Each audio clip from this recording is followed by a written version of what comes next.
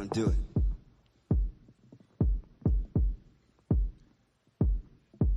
Black boy, tell me how you really feel. I just wanna build with you. Black girl, tell me how you really feel. I just wanna keep it real with you. I wanna live better, eat better. I wanna love better, sleep better. I wanna feel so aligned, sublime. One time for the state of mind, 2 times for elevated rhymes. Know I architected when I lay design. I drown noise out of the clear blue. I sit, twist the threads of said silence. That's an heirloom. I am the shepherd, I shear sheep. Still fleece funds from the have-it-alls to the matadors who sidestep the bull beautifully to that applause. Around rappers, a higher caliber catalog shines, reminds I ain't coming to flatter y'all. I spark chatter, dark matter, the sharks scatter on these dark waters. Who walk taller, who barks orders? God body, guarding what all the laws taught us. Not a peer, it's rear, they veer near. I pierce deep, I'm revered, my steps remain clear with fierce sweeps. Not a man here who could censor me. I'm on the pier, Elohim with the energy. Black boy, tell me how you really feel. I just wanna build with you. Black girl, tell me how you really feel. I just wanna keep it real with you. I wanna live better, eat better. Yeah. I wanna love better, sleep better. Yeah, I wanna feel so aligned. Let me talk to y'all over here. Sublime. 1 time for elevated rhymes, 2 times for showmanship, 3 times for black hands and land ownership. Revolution I bring to you, wedding ring bling to you. Nisi blues on war tunes to sing to you. I am a rebel without a pause, no applause. Trust me, I must be Chuck D getting mine off. Many fools been clock watching my moves, and I needed a reappraisal of flavor. I took the time off. Now, back Jesus, black feet is slumbering unborn. Ark of the covenant curtain untorn. I'm a rose that rose to etch prose in Rosetta Stone. Yelling it through a megaphone, always rapping, baby, forever home. I ain't the pot calling the kettle black. I'm the flame keeping the kettle warm, and I am to blame for the renaissance. It's cold, had to write and recite it with down feathers on. Black boy, tell me how you really feel, cause I just wanna build with you. Black girl, tell me how you really feel. I just wanna keep it real with you. Yeah, I wanna live better, eat better. I wanna love better, sleep better. Yeah, I wanna feel so aligned, sublime. Sublime. I wanna live better, eat better. Sublime. 1 time for elevated rhymes, 2 times for showmanship, 3 times for black hands and land ownership. Revolution I bring to you, where the ring bling to you. Nisi blues on war tunes, singing to you. I am the rebel without a pause, no applause. Trust me, I am Chuck D, getting mine off. Many fools, they clock watching my moves, and I needed a reappraisal of flavor. Took some time off now. Back Jesus, black feet is slumbering unborn. Ark of the covenant curtain untorn. I'm the rose that rose to etches prose in Rosetta Stone. Still yelling it through a megaphone. Always repping, baby, forever home. I ain't the pot calling the kettle black. I am the flame keeping the kettle warm. I'm to blame for the renaissance that's cold. I write and recite it with down feathers on. I love you and write and recite it with down feathers on. That mean that shit cold. And I'm the coldest. Listen, this the message right here. Black boy, tell me how you really feel, cause I just wanna build with you. Black girl, tell me how you really feel. I wanna keep it real with you. I wanna live better, eat better. I wanna love better, sleep better. Yeah, I wanna feel so aligned. Sublime. Y'all give a round of applause to this band right now. When they tell me they want to feel the chords a little more, then we got to do that shit again. That wasn't in the rehearsal. We didn't do that. That was not a part of the set list. Roderick was just in my ear like, yo, let's do it again. So we're going to do it again. So we did it again. This next record, we're going to get into it since we're having a message to my black boys. Tell me how y'all really feel. I know y'all going through it. We going through it. Black women, tell me how you really feel. I know y'all going through it. Y'all been going through it. So we're going to keep that going. We're going to talk to y'all directly because I love y'all. I love y'all deeply. And I love y'all forever, and I'm unapologetic about that love. People be like, yo, well, you know, I'll be like, yo, we're going to do this right now for the black women. Be like, we're going to do it for all women. I'm like, no, that ain't what I said. I said, we're going to do this for the sisters. Well, what about all of us? You just be like, no. Welcome. Good evening. What's going on, family? Y'all put a thumbs up in the chat if you can hear me okay. This is going to be a good stream. This is going to be a good one. Paul, I see you. Hope you're well, brother. All right. So, As you guys can see on the screen, the 100, our first live event, is going to be this June 24th in Atlanta, Georgia. Limited to 100 people. If you are interested in being a part of this very, very productive, very, very necessary event, please navigate to the website. The link is in the QR code you see on the screen. The link is in the community chat, and the link is in the About page as well. And if you would like to DM me for the link, feel free to do that as well. But we would love to see you there. If you're in Atlanta, if you're around Atlanta, pull up. It's time we take these conversations back off the internet, because this internet shit is becoming very, very goofy. But shout out to Sherelle for the first super chat of the evening. She says, Lauren El Bougie, I miss you, girl. I love you. Shine bright like a diamond. That you see. Oh, shout out to my baby Lucky Marie and One of a Kind Beauty. I love you. All right, shout out to you. I appreciate the support. So, as you guys may or may not know, tonight I am doing something very different, at least different than what I usually do. I'm doing a panel. For those of you guys who don't know, I've been very, very critical of panels because of some of the examples that we've seen on these YouTube streets. My background is in dialogue facilitation. I did it in college, I did it after college. So when I see some of the ways that they're done on the internet, it rubs me the wrong way personally. So tonight's panel, the goal of tonight's panel is to brainstorm and figure out a better brand and a better direction for these conversations that we're having on the internet. As you guys may know, I've been critical of the leadership of the Black Manosphere. I think some people are in this for themselves. Some people are not interested in solutions. Some people simply love to hear themselves talk. But this particular stream is entitled Solutions because that's what I'm interested in, and that's what my panelists are interested in. So we're going to have a brainstorm session. This is not going to be a Mandingo fight like some of us are used to.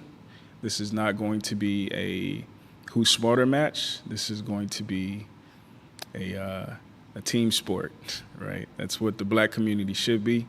That's what dialogue should be, moving things forward to a common goal instead of bickering about the minute differences that we have. So thank y'all for being here. Y'all get comfortable. It's going to be a good one. It's going to be a good one. But again, just for, some ground rules and, setting proper expectations, as you can see, it is a members-only chat. I do that for two reasons. Number one, I don't think everybody deserves a right to speak, right? I think people who have earned the right to speak deserve a right to speak. I think people who are in support, in actual support, not just lip service, of the outcomes that they claim they want, I think they deserve a right to speak. But people simply speaking to hear themselves speak, people simply speaking to derail conversations, I'm not interested in that. So if you're a channel member, I know you rock with the mission. If you're super chatting, I know you rock with the mission. If you are a mod, I know you rock with the mission, because since day one, I've been clear. My mission here, my mission with every single video that I do, my mission for doing live streams, even though I didn't want to do them, is to create an environment where black people can share ideas and experiences, and more specifically, black men and black women can reconcile our differences. Because a lot of the critiques that we as black men have for black women are well-founded. They're good critiques, right? They are going to lead to not only better outcomes for black women individually, but better outcomes for us collectively. And vice versa. Some of the critiques that black women have of us are well-founded as well. So I wanted to create a space where both things are communicated. And, you know, I think I've done a decent job so far. I could be better. I'm striving to be better. And with the support of like-minded individuals who are interested in that same mission, we're going to keep moving this thing forward. Because the manosphere that I see, the black manosphere that I see, is not simply interested in entertainment, is not simply interested in catharsis, is not simply interested in tipping women to regurgitate the shit that you already think, whether or not they truly believe it. The manosphere that I see is interested in black male studies departments, is interested in legislation reform, is interested in community building. That's the black manosphere that I see. But unfortunately, some of the louder voices in this space are interested in, you know, self-aggrandizement, you know, you know, inflation, right? So, again, shout out to everybody for being here. Paul, I see you, my brother. Money Manager Media, I see you. Man of Prestige, I see you. Shout out to you, man. Appreciate the super chat. Odogwu, Wandemoke. Paul, Man of Prestige. All right, so a lot of things have been happening in these manospheres. We may or may not touch on them. I got some people in the back who may or may not touch on them. But I was, you know, talking to Courtney earlier today. I am excited about the potential future after this Just Pearly Things atomic bomb, right? I think this is an excellent opportunity for us to clarify what it is that we're doing. I think it's an excellent opportunity for us to put a proverbial fence around what it is that we're doing and gatekeep what it is that we're doing so we can actually do it and it can be effective and it can be successful. So this panel, the conversations that I'm having are, you know, interested in that future. Some people don't think that future is possible. Some people think the community or the community or Blackistan is a lost cause. To those people, I would say this channel is not for you. For the 50th time, please unsubscribe. But for the people who are interested in what we're interested in, for the people who think whether millennials or Gen Z are not a lost cause, for the people who think our children are not a lost cause, for the people who understand that the world is calibrated currently to exploit little black children and would like to see a future where we can, you know, safeguard our children and ourselves, then, you know, you're tapped into the right place. Before we get started, I wanted to play a video. There was an experiment done by a man named John Calhoun. I think it was in 1972. Please don't quote me on that. But he created a simulation using mice. And in that simulation, he wanted to replicate a potential utopia, right? So the mice had an abundant food supply, an abundant water supply, plenty of space, plenty of shelter. And he used this experiment to try to figure out how humanity could potentially play out in certain conditions. So I'm going to play like a snippet of it, and then we're going to talk about it. Mr. T knows where I'm going with this. We're going to talk about it. We're going to pull up our panel, and we're going We're going to talk about, obviously, the Freaknik situation. We're going to talk about Black China. We're going to talk about some of the Manosphere stuff. But yeah, y'all get comfortable, grab your popcorn, but let us start off with this video.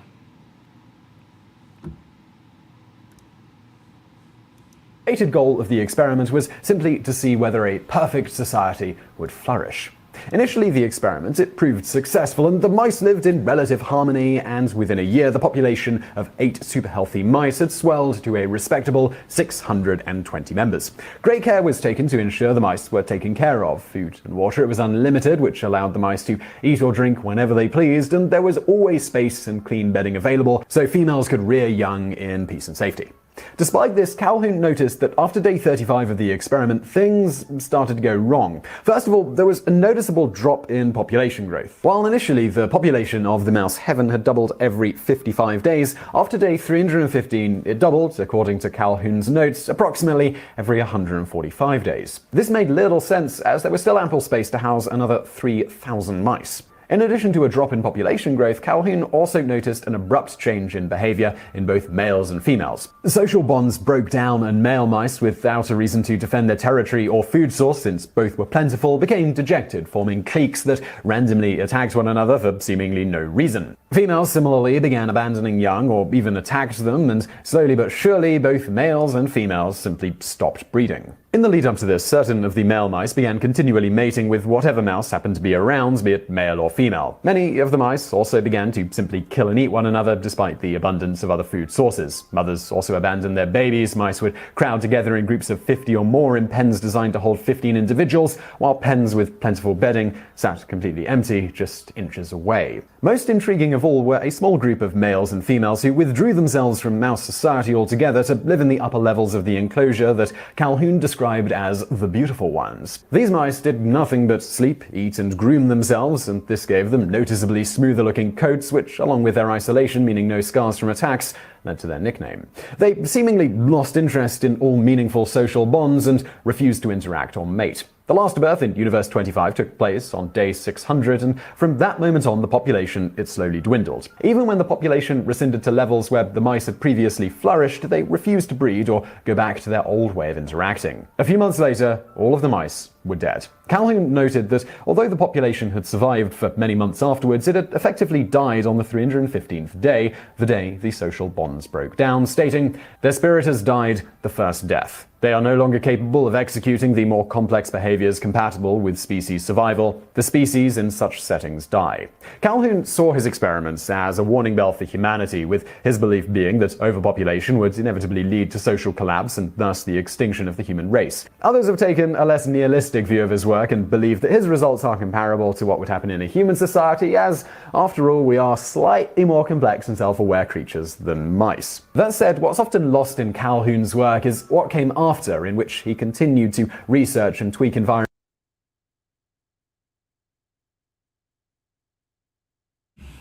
I was muted. So, like I said before, John Calhoun, he created an experiment called Universe 25. It was called Universe 25 because he ran the experiment multiple times. The Universe 25 was the 25th time that he ran the experiment.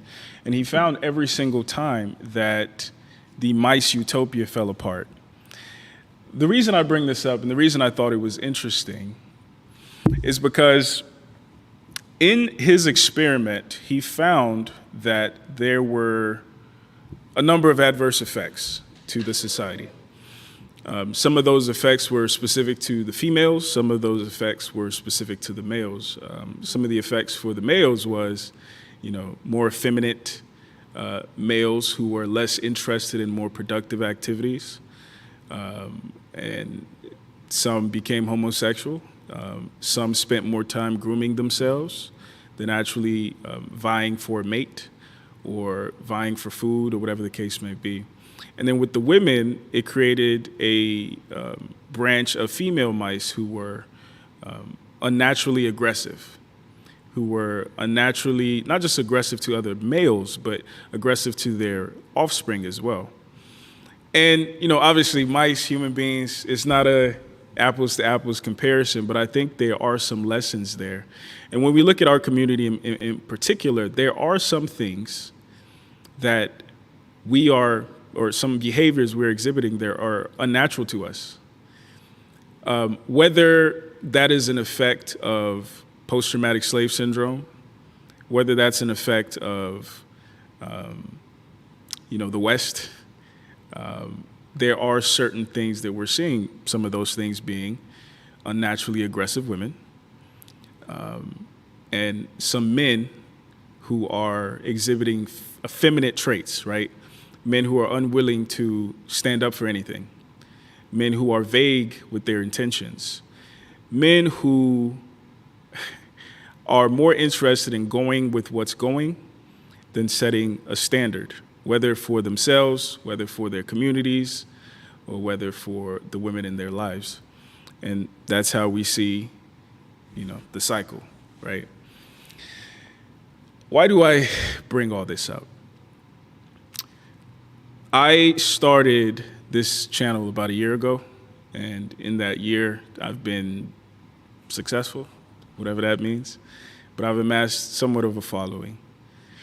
And I've also learned about the space that I was thrown into by the algorithm. I mean, I wasn't unaware about, being thrown in here. I named one of my series, Kevin Samuels started this conversation. So I knew it was going to happen. But what I noticed was there's a branch of men who are interested in rehabilitating our community, rehabilitating our women, our more problematic women, and moving towards a more bright, prosperous future. And there's also a branch of men who are interested in catharsis, who are interested in remaining angry, who are interested in scapegoating black women as the source of our community's problems and of men's problems. And I've been critiqued recently for being, condescending or for thinking I have all the answers. But the reality is, even though I don't have all the answers, one thing that I do know is that when you remain in a state of anger, when you remain in a state of nihilism, there's really no need for you to talk. There's really no need for you to contribute to a conversation that, in my opinion, was created to facilitate progress. And some of the loudest voices in our space are people who are just interested in bringing up all the reasons why shit won't work, bringing up all the reasons why our community is a lost cause, our women are a lost cause. And they don't actually do a good enough job in addressing the ways that our men contribute to our women. And they're some of the problematic parts of them, or some of the problematic parts of our community. And I think Freaknik is a perfect example of that. And we'll talk about it. But like I've said before, for every woman who thinks she's owed the moon and the stars, there's a dude in her DMs promising her heaven. For every woman who you can't tell nothing, there's a dude on YouTube, there's a dude on Instagram, simping over her simply because of her face or simply because of her body. And if we expect our women to do better, our community to do better, we have to do better as men. So, Nathan, I see you. No, so it's a members only chat. That's why it's not moving. No, it's only the real ones can comment. So, without further ado, let me bring up my illustrious panel. Let's get this thing going. First and foremost, we have Miss Courtney Michelle. How you doing, darling? Darling, how are you? I'm good. How you doing? Is you ready? Is. I's ready, and I'm excited. I's ready. I'm excited too. We solutions, baby. That's what we do over here. What are your initial thoughts? Like, where are you interested in seeing, or where are you interested in going with this conversation? All right. The experiment I thought was completely interesting, and I looked it up after you told me about it. And I have my theories, but the theories that I'm seeing in that experiment is what's going on today. And at the end of the day, for me, it's if you don't have a purpose, if you don't have an identity, then chaos erupts. And we have to have a solid um, purpose. And when it comes to mating and dating conversations, I think I always believed in creation roles. My purpose is for not only my husband, but my community. And if I don't serve that purpose, or I feel like that they're not needed and I don't need a man and you don't need a woman, then what are we doing? We're just fighting and bickering and trying to find a place because we're out of order. So I'm interested in having that conversation. Um, Definitely interested in the Freaknik now. Being a We gonna Southern get there. girl, we gotta talk about it. It's about We gonna get gotta. there. We really want to talk about We the gonna get twerking and there. the Birkin. But Yeah. yeah, I wanted to be cool again to say that I love you. I want it to be cool to say that I need you. I want it to be cool again to say we need each other. Right. So Absolutely. I'm ready. Absolutely. Let's do it. All right. Without Here we further go. ado, we got next up Mr. Nathan. Mr. Nathan Daly. What's going on, bro? Oh, What's happening? from you, boo. Yeah, you're muted, man. It's still muted. Hold on, let me There see. you go. We're here talking all There this we go. stuff. There we go. Dude, the whole time. What's Hey, going what's on, good, brother? y'all? What's good? Chilling. So, same question to you, man. What are your expectations? What are your intentions for this particular conversation? Boy, love these Zoom You in. know how I do, man. My thoughts is one. I think it's great to have a conversation kind of after the fallout of everything, and really just kind of bring some clarity to what the next move is, um, and solutions. Man, I think everything is about solutions. At the end of the day, are we utilizing what we have to the best of our abilities? Are we is our content that we do make online, does that transition to offline behavior, right? Right. So those are things that, even myself, I challenge myself on. I don't personally want to be a person who just gets on the camera and talk.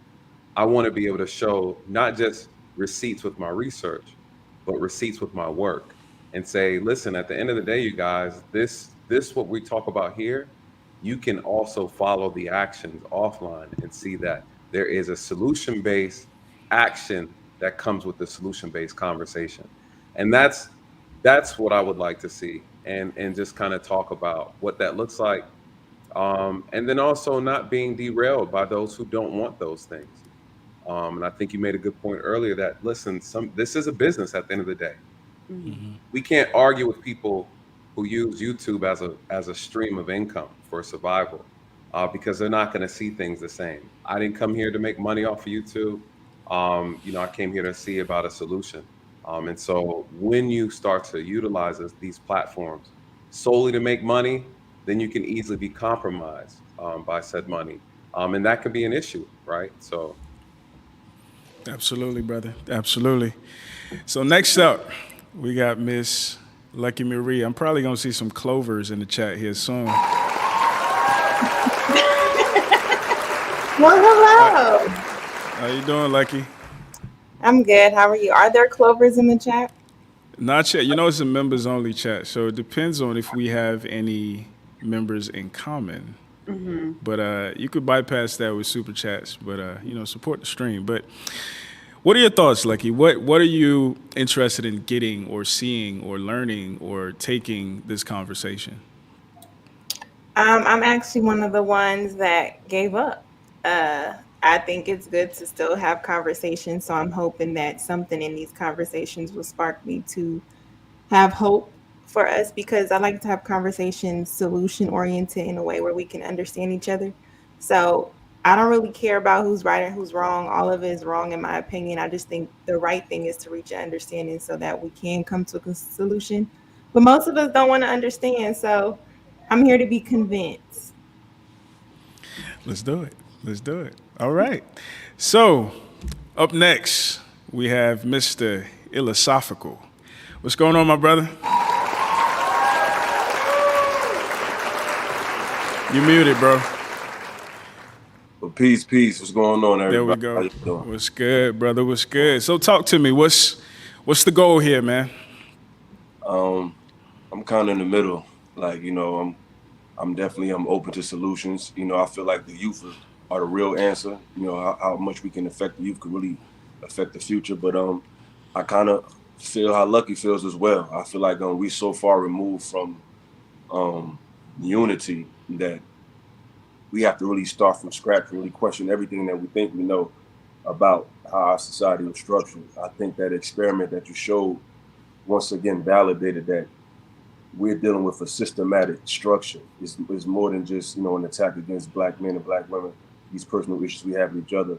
We was put in an environment that kind of bred these ideas, and the recent happenings in the space has shown that we've forgotten how we really got here, and we ended up just eating each other and tearing each other apart. We're both complicit in our undoing, but it's also greater situations at hand, greater forces at hand that has contributed to the results that we have today.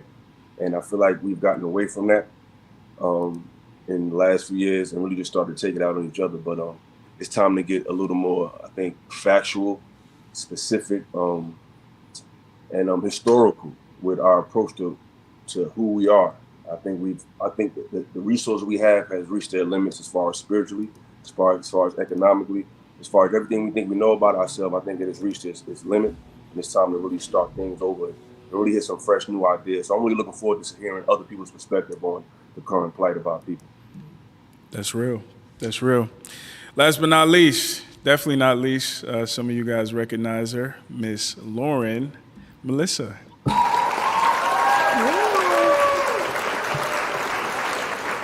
Same question to you, Lauren. What are your hopes? What are your dreams for this conversation? Well, first off, finally, thank you. Someone's having a conversation. I'm one of the people. I know, like you said, she gave up, but like I absolutely left this space. I entered into I didn't enter. I kind of stumbled upon the Manosphere space by happenstance, appearing on a show, and I was kind of just like immersed in it, and was immediately turned off by the dialogue, and was like, this isn't me. This is not my space. But I have a voice. People want to listen, hear it, right? And people are like, what happened? So I'm really glad to be a part of this conversation because just like the video said, like the mice are complex, right?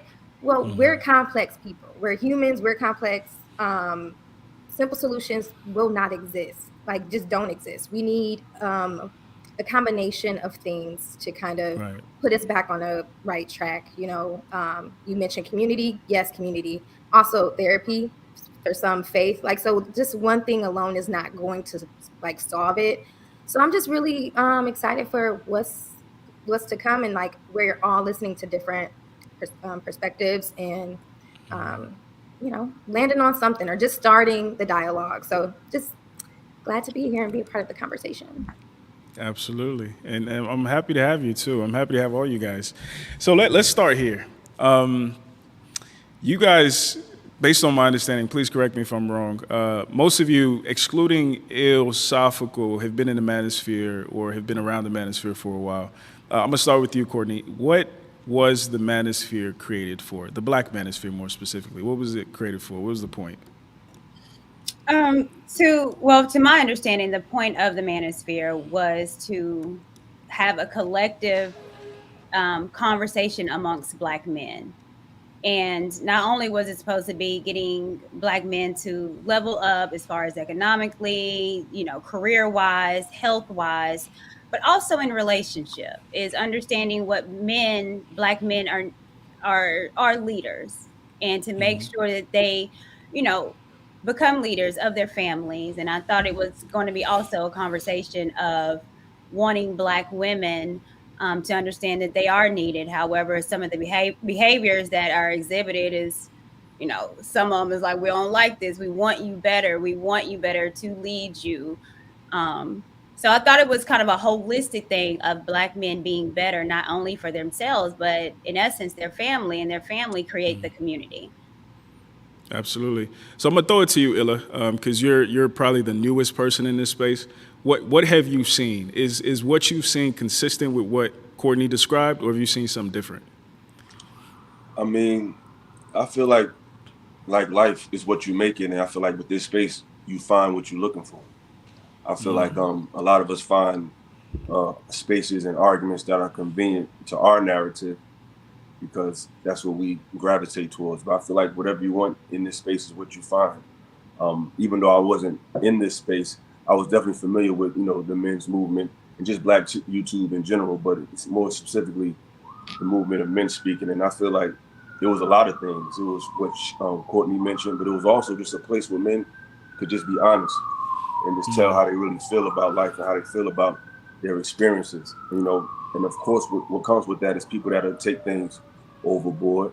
And just like in female spaces, there are women that take things overboard. But I feel like we all have to realize that no one can gauge another person's pain threshold.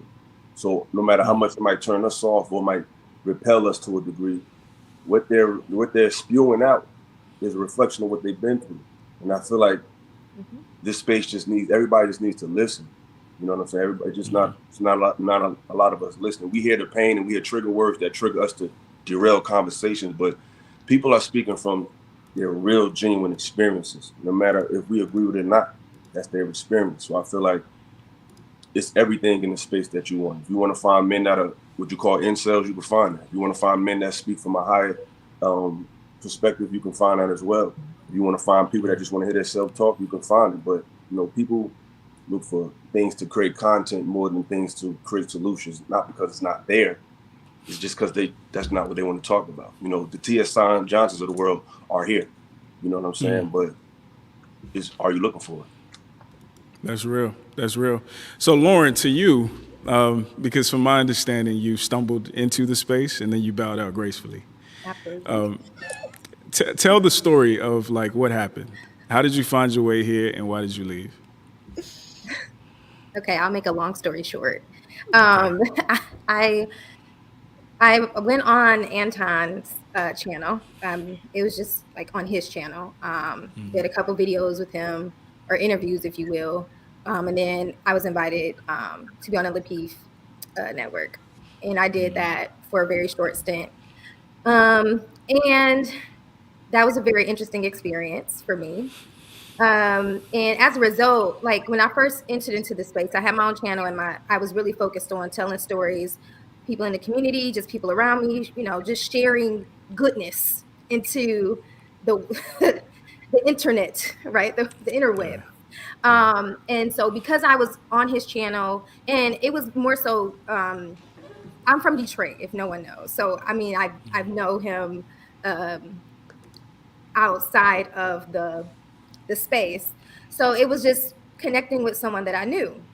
So when I went on to the Lapeef network, that's when it was like, oh, a pretty face. Oh, she's on this panel, and all of a sudden everybody wanted me to talk about relationships on my channel, or wanting me to just talk about men versus women. And I want to hear Lauren's perspective. Why is Lauren single? And it really turned into that. I had no interest, zero interest in talking about relationships, men versus women, or anything like that.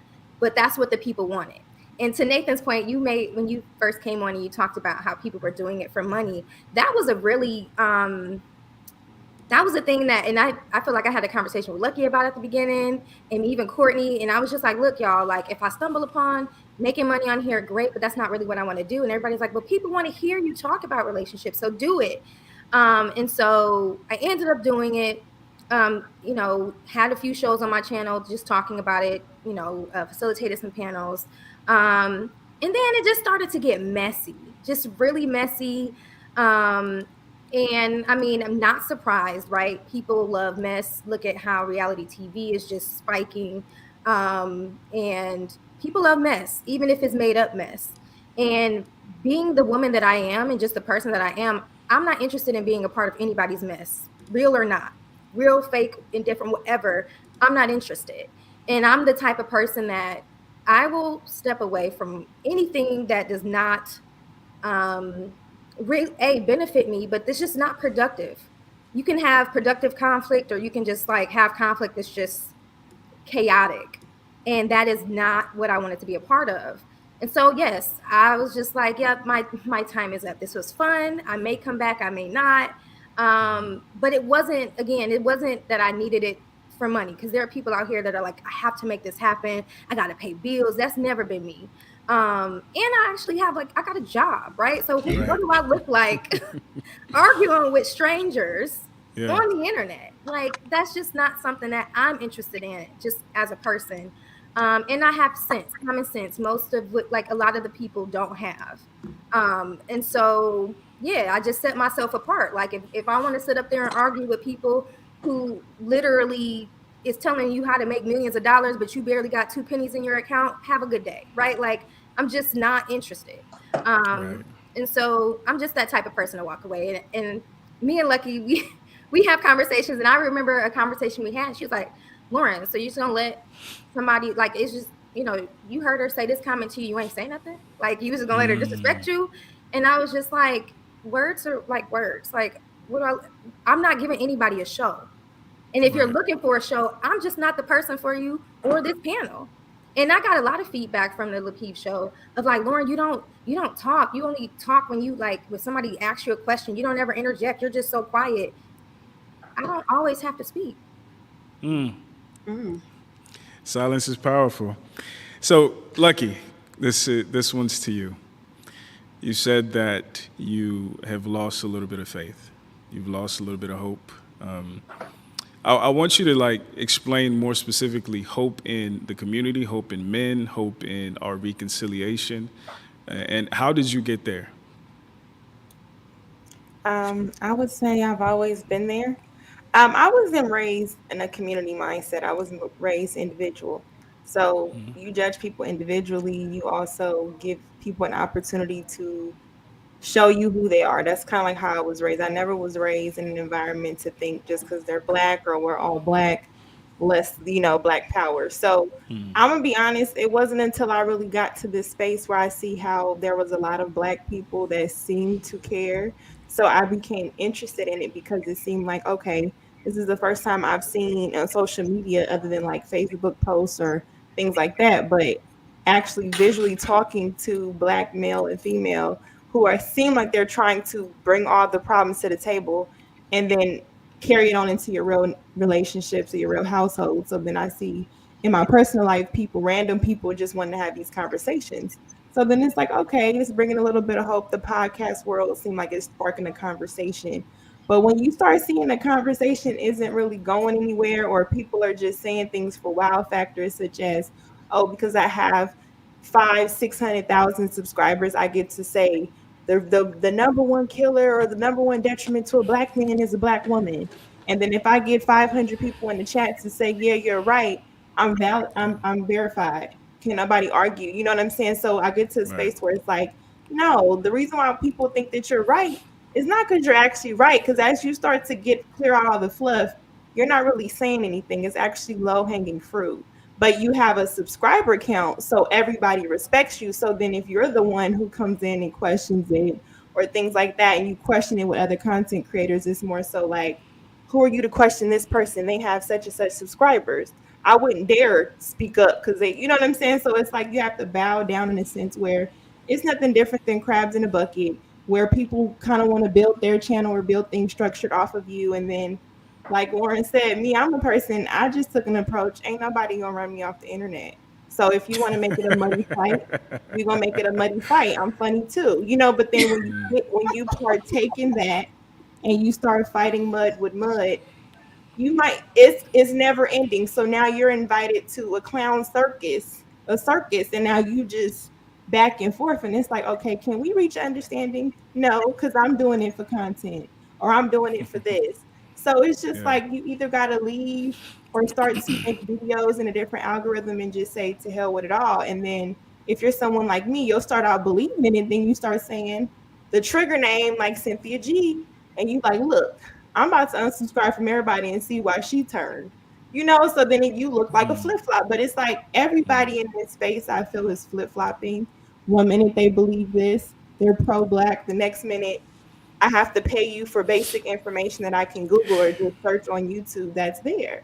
So I don't really know. Like, I think my hope would come from a couple people. I do know that when the people that speak the truth, they may not get a lot of subscribers or people listening right off the bat. So that's what's important to me. Nathan, my brother.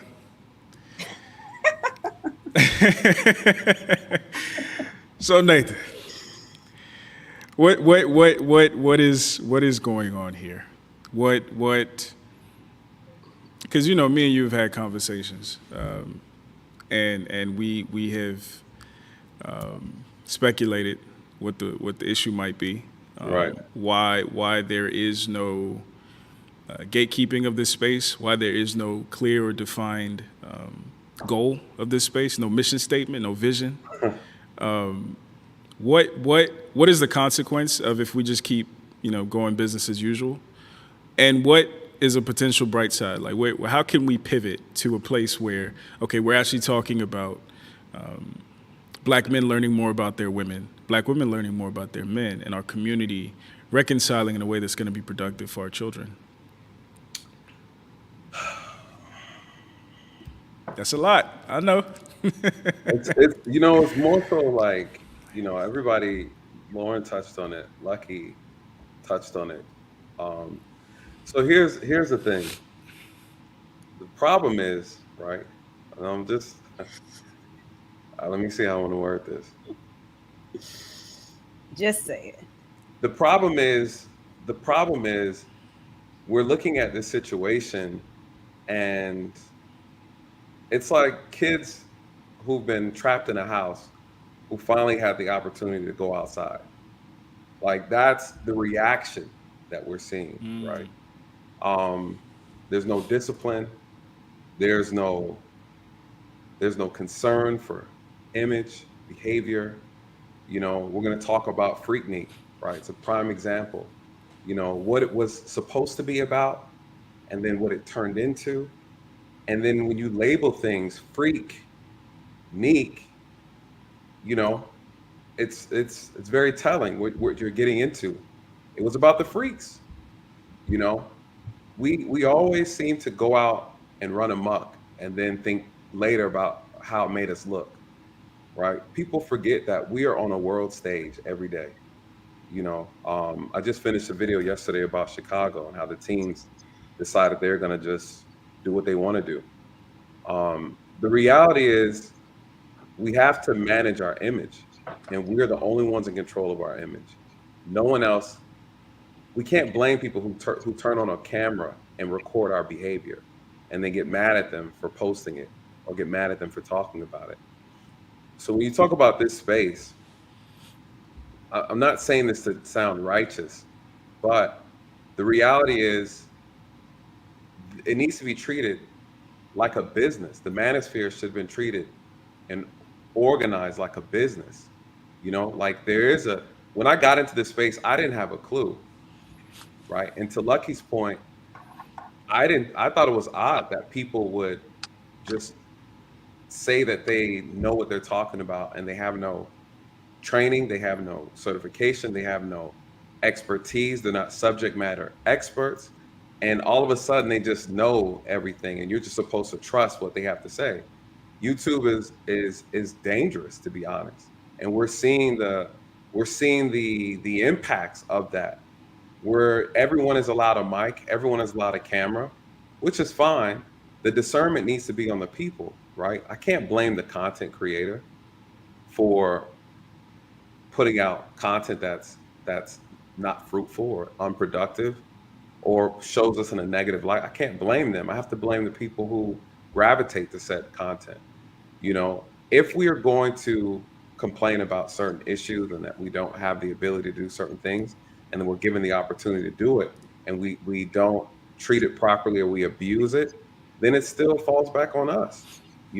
So what's the problem? It becomes self-inflicted. Everything we see today is all self-inflicted. You can't blame anybody. you know, and some people want to be creative and tell you how, you know, Casper's responsible for it. I get it, right? And it's not that you can still make an argument, you can still trace back some historical stuff. At the end of the day, we're adults. These are choices, these are decisions. And if you have one-on-one conversations with people and you ask them, hey, did someone ever tell you that that wasn't a good idea? They'd be like, yeah. Okay, well then why'd you do it? Because I wanted to, right? Because I wanted to. And no one wants to have that conversation about why your decisions have an impact on you. At the same time, we are all melanated people. So when you go out here and you want to be Dusty the Clown, guess what? It reflects poorly on all of us. And people who truly understand that if you travel outside this country and you go other places, you will understand better what that means.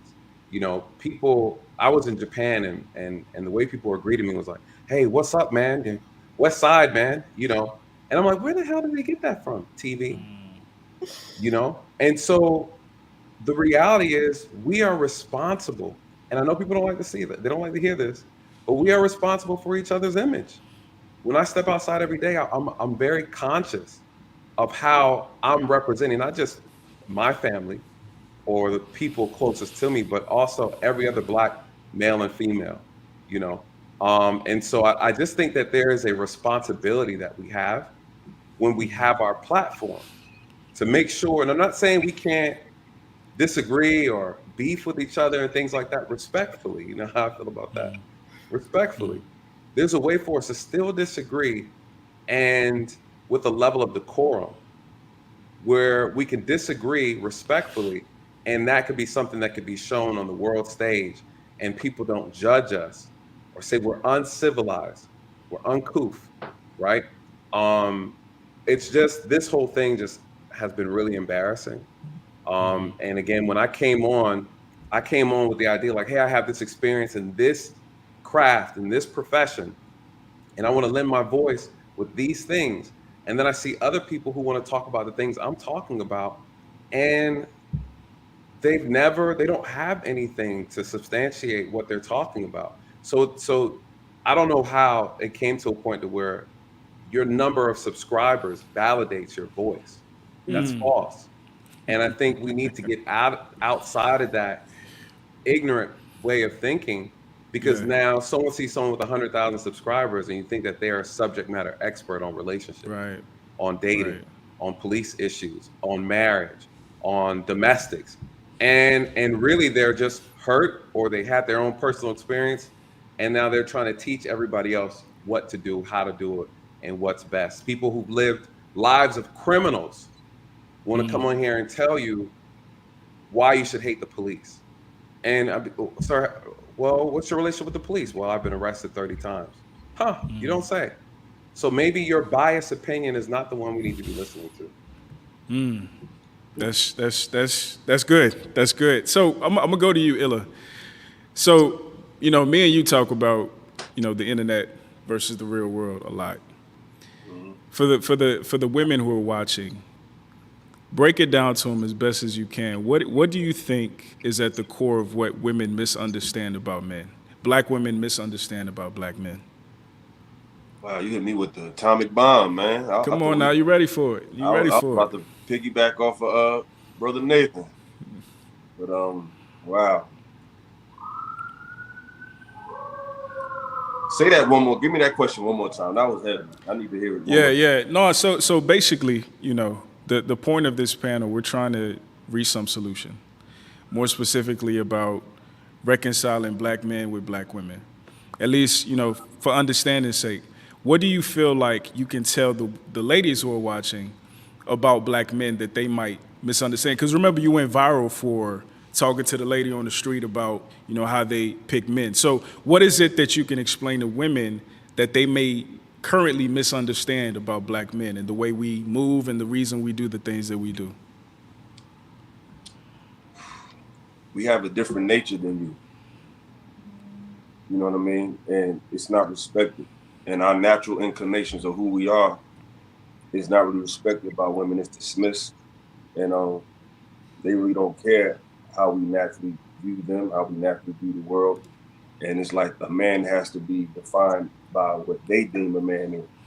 And what we define as manhood is really not respected if it's not directly promoting her as far as, doing what a woman wants you to do, as far as, economically, as far as, submitting yourself to her. It's like she doesn't really respect how a man looks at life, his responsibilities, the power he has, even when it comes to creation. Most in our community, not just women, men too. When it comes to our community, when they think of the creator of life, they don't think of a dualistic system. They think of a woman.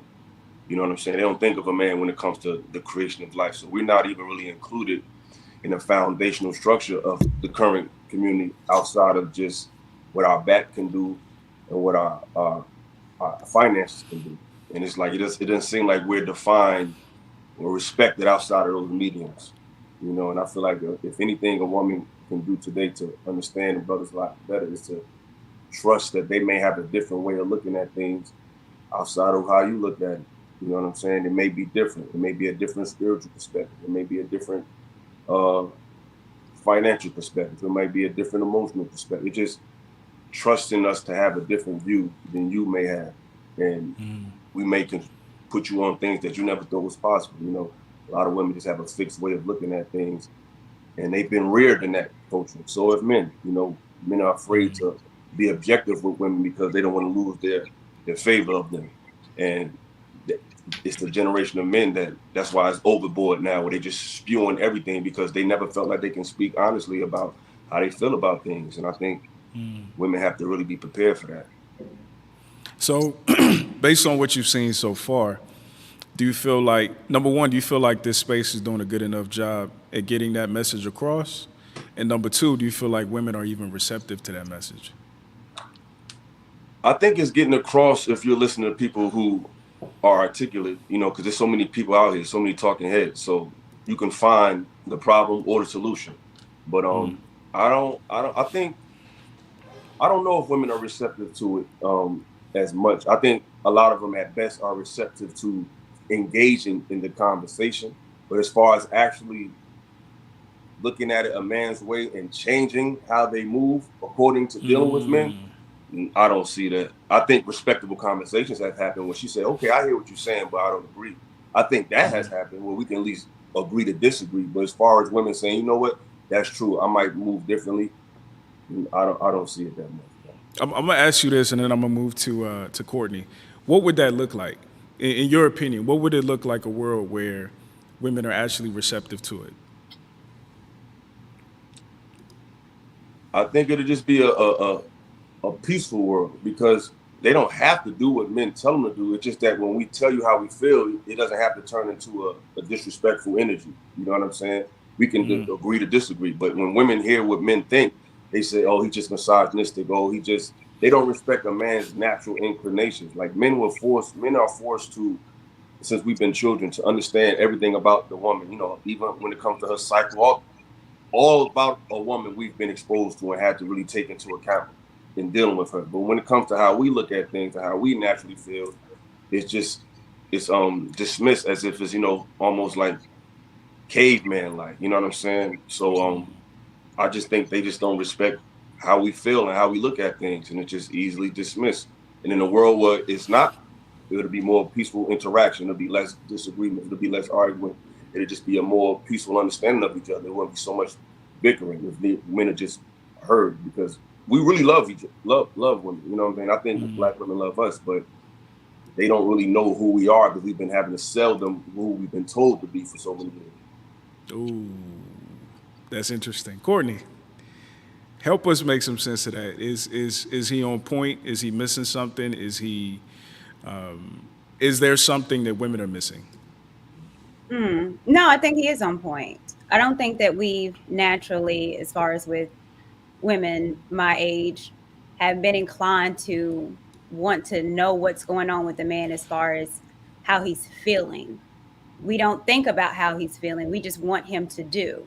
He's a worker bee. You're supposed to work, and your feelings, we've never never really sat down and be like, how do you feel? How does it feel when I do this or when I say this? I think those are open and awesome conversations, but usually it's not. It's always focused on how I'm feeling. I'm the woman and I'm the emotional one.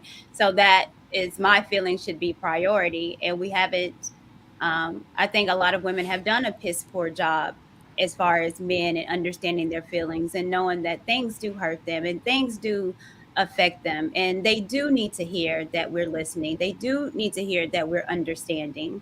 So I think that that in itself, that communication and women listening, um, would change the game up completely. And again, that's what I thought this space was to be about. For if the women are over here now and that we are listening, that would open up bigger conversations. But I was wrong. That's not what this space is for. It's to shit on Black women. That's what it's for. It's for Black women to listen to a lot of Black men shit on us, and we're supposed to take it. And the women that they big up in this space are the women that will continue the rhetoric of shitting on Black women. And when we have conversations of us uniting, then we're pro-Black and hotep, and we're stupid and get kicked out. So those conversations, what I thought was should be fruitful and healthy, I know it ain't. I'm finding out. I know that it's not. Case in point. I know you ain't pulled up no super chats, but there's a super chat that came through, which I was got them saved. okay. So well, I got one them of saved. We'll come back. one of them No, was but go ahead. Go ahead. one of the super chats was talking about the Lapeef hyenas and where the lion is. Well, we understand that that terminology is not made from a man. That's women's terminology. And so what we have is a whole lot of men that are parroting a lot of what women are saying. And what we need in this space are men leaders. I shouldn't have to know, oh, he must be listening to her and she's leading him. No, we need critical thinkers. We need men that are able to speak on things out of their own mind instead of listening to content creators and having a hive mentality and believing, well, they said it, it must be true, and I'm going to repeat it. Yeah. And that's what I'm waiting on, is seeing, where are the men that are leaders? Because right now, if I look at the space and I'm looking at a lot of the men, the men aren't leading. They're just followers. And that's not sexy. And no woman, as far as a good woman, wants a man that's a follower. Lead. Yeah. Come up with words on your own instead of parroting a woman, instead of sounding like a woman. And that's what we're missing. Critical thinkers. All right, so I'm going to ask the ladies this. So I'm going to start with you, Courtney. I'm going to go to Lauren, and then I'm going to go to Lucky. Then I'm going to throw it to the fellas. So, in my opinion, I think we've oversimplified some of the frustration that men have with women and women have with men. And one of those oversimplifications is the 666 thing, right? And there's been almost the narrative that if you check off these boxes, you will get women. When the reality outside, shout out to Illa, is not that. The reality is you have to know how to talk. You have to know how to move around and things like that. So outside of the box checking, and again, Lauren, I'm going to come to you next. So I'm giving you time to, outside of the box checking, what are some things that you have noticed that men are missing, the men who are not having positive outcomes with women and kind of, ending or entering themselves in that vicious cycle of confirmation bias, like these bitches ain't shit, these bitches ain't shit. What are the things that you're noticing that those men are doing wrong or those men could be doing better? So, Courtney, I'm going to start with you. Yeah, well, even when women hear bitches ain't shit from a man, we're not going to take you serious.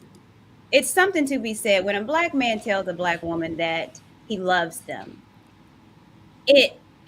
That within itself lets our guard down, because we're already in a mindset, and again, this historically speaking, but we are, that Black men don't want us, that they would prefer a Pearly over a Lucky. And they're willing to fight to no end for someone white or other than their own that has been here saying that they love you. And so when we see that perpetuated in this space, and we've heard it for years and eons, and to hear it again, it puts us on a guard because we're already feeling rejected. So how can we be feminine if we feel like you're already going to reject us because we're not your preference, we're not your first choice, and that you would rather Kanye leave her ass for a white girl? That's what we're already thinking. So again, in this space, thinking that this is what we're supposed to be doing, having conversations and letting Black women know we do want you, we just want better for you. And Black women coming over here saying, Black men, yes, we do want you, and we want you to be leaders, and we want to be led, and we want to be soft, and we tired of being so strong and hard and independent, but damn, we have so many defenses up and we want to let it down. But then we get over here and it goes back up and it goes harder. So for all that, it don't take much. When you ask a woman what she wants, of course she's gonna say, "Yeah, I want to be able 6 figures, six." Of course, that's an idea what we want. But realistically, we're average. The average man gets married to the average woman. The average man makes this. The average woman makes that. And those are the ones that are marrying. Those are the ones that have solid relationships. So I don't know. Don't have me start ranting. No, we gonna come back to it. And I see Illa got some things to say, but I'm gonna go to Lauren first. Oh, we gotta come back to that one. Yeah. So Lauren, how would you answer that question? What are the nuances that we're missing in this intergender dialogue? Well, two things. Deal with your stuff. Like, it's a lot of unresolved trauma that people are bringing into the space, or just like relationships, interactions, whatever. That's like the underlying issue for me. Men who are confused, men don't know what they want, and they say like, women, y'all don't know what y'all want, whatever. But to Courtney's point, like, we'll tell you, like, yeah, we want a dude that can lead. Yeah, we want a dude that makes 6 figures, and then you get mad that we're telling you what we want, right? Like, if that's not you, move along, right? But don't try to like debate us down to try to tell us that's not what we should be looking for. No, like, that's what we want. The other thing is, men need to be honest with themselves. They probably aren't highly likely looking for a Black woman, to Courtney's point. Like, there are quite a few Black men that are Black women haters, like, do not want to be with Black women. But yet you say, I love Black women. Y'all just fill in the blank. No, just be honest with yourself and say that you don't want to be with a Black woman, and all is well. But I know way too many women that are feminine, that got their stuff together, that aren't up here, what do they call, gold digging, or just out here trying to get the creme de la creme of the men. Like, no. I know like women that should be married out here, but because you have men that are not honest with themselves with what they want, it creates kind of like tension or just a lot of miscommunication. So my two things are, deal with your shit. So if you need to go to therapy, you need to talk to somebody, or you just need to be single for a while, do that. And the second thing is to be honest with yourself. If this is not what you're really looking for, that's fine. People probably will fight you, run you in the ground on Twitter and YouTube and all the other spaces because you don't like Black women, or you have a preference that's not the popular one. That's fine. Deal with it, because that's you. Live in your truth. Be authentic. But people have a problem with that. So those are the things that I'm seeing, is like you have a lot of men that are following the popular narrative, that are following what everybody's talking about, when reality, that's not what they believe on the inside, and it's fucking with them. All right, Lucky, what are your thoughts on that? I would say that most of them lack integrity. I think that they don't really stand on a principle. Their principle is based on, one minute is Jesus, the next minute it's Satan, the other minute it's something about we have to protect women, the next minute it's all women except this woman. So it's like you don't really understand what their principles are. And I think there's a lot of men who speak loudly, who are the men that the masculine men talk about, such as they're raised by their mothers, so they show a lot of the feminine qualities, such as it's comfortable to argue a woman down. You have men who have argued with women their whole life, so when they get in these conversations, you represent either the girl that turned them down or somebody that they're just going to argue you down about and say, oh, you're this, you're that. Then I'm going to ask you a setup question, and then if you say it this way, you're a whore. You know what I'm saying? So I think it wasn't until I think it's one thing to say these are your standards, but you have a lot of men who are speaking as though they're high value once they get monetization on YouTube. And then you have these people who say, oh, I'm high value because I believe in God. Or, you know, the definition of stuff starts to change. And I just wish some of these terminologies didn't exist. But because they do now, we have certain standards. So I think the image part is a big thing. I don't know what's the general image that Black men are trying to portray. First, I thought the space was about men who said that, oh, for years, you guys had Oprah, when I didn't even watch Oprah. That wasn't my generation, but my generation is paying for it. So they're saying, hey, you women had years to have Ricky Lake and to talk about us. And then it's like, okay, now you have a voice. So should we just hear you talking about Black women and just letting it out on anybody who says something? And then we have this obsession with accountability, as though you can hold people accountable online. Only thing you can do is just call shit out. It's up to them to either acknowledge it, and then it's based on whose standards are you holding them accountable to. Is it the overall what men feel, or is it that individual male? And I think sometimes it's so conflated with based on your value is set up in your subscriber count. So it's kind of like a wave. Once this person up here says this, everybody down there has to repeat it, and then that's just what gets triggered, and you have content, and then that's just what it is. So I think it's no authenticity because nobody stands on anything. They stand on what other people tell them to stand on. And if there's this Pearl thing is happening, but as soon as there is another situation, that's going to be the thing, and then they back over there. So I don't know. Men don't stand on anything, and that's why women are all over the place. I know. Tell me how you really feel. Listen, I know the fellas have something to say. I'm gonna let between Ill and Nathan. Which one of y'all want to go first? Nah, Nathan, you go ahead. Okay. So before that though, let me read some of the super chats. I'm gonna let Ill go because he the Manosphere guy. I'm just me, bro. I ain't no Manosphere guy. I'm just yeah. All right, so let me read some of these super chats, and I'm trying to be a better YouTuber, and then we'll go to Nathan, and then we'll go to Ill. All right, so Black Nerd Talks. I'm sorry. He says, I think we underestimate the trauma and pain of Black men towards Black women, which is another uncomfortable conversation. Black men realizing their anger towards Black women, and Black women acknowledging the pain and anger of Black men. That's a bar. And I think Nathan and Illa are going to revisit that. Pesty, he says, I'd like to say it's not that there's Black men who don't want to be with Black women, but a lot of us are just led by confusion or trauma of what we think we know about the other sex, mainly from pain. Absolutely. Mr. Wrench Turner, my brother, just love. Appreciate you, bro. QP with the $4.99 super chat. I appreciate you, bro. Super sticker, the super chat sticker, whatever. But I appreciate you, brother. Thank you.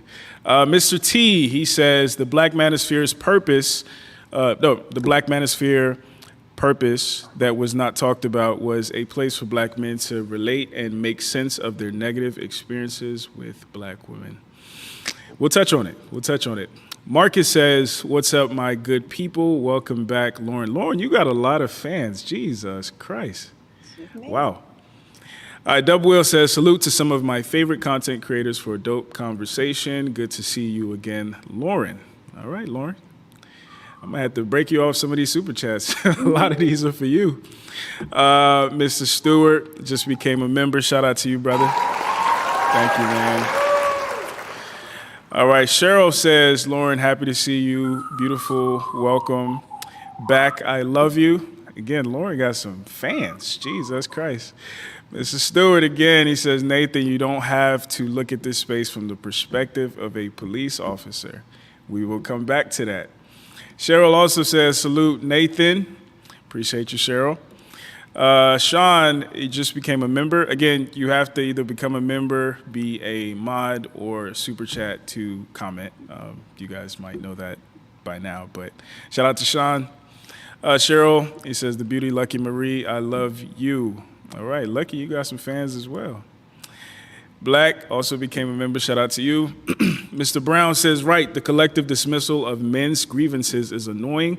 If they come in good faith, this would be cool and could get faster solutions. Appreciate you, brother. Black also says, so you're going to poach. Oh, this is the Lapeef, the Lapeef comment.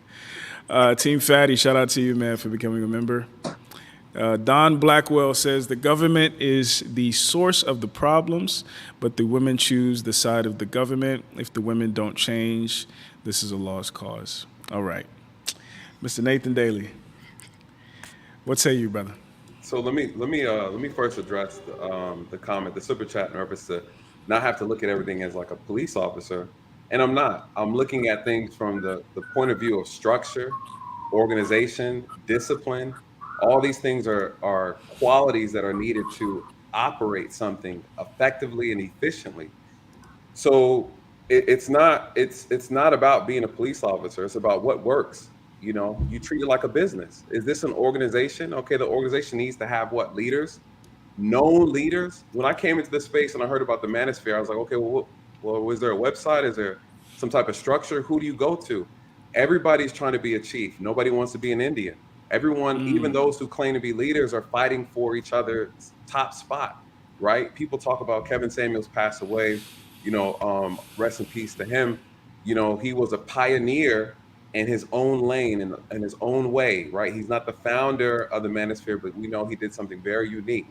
And so when he passed away, he left a power vacuum, right? And so people were clamming in all types. So you see people's behaviors change.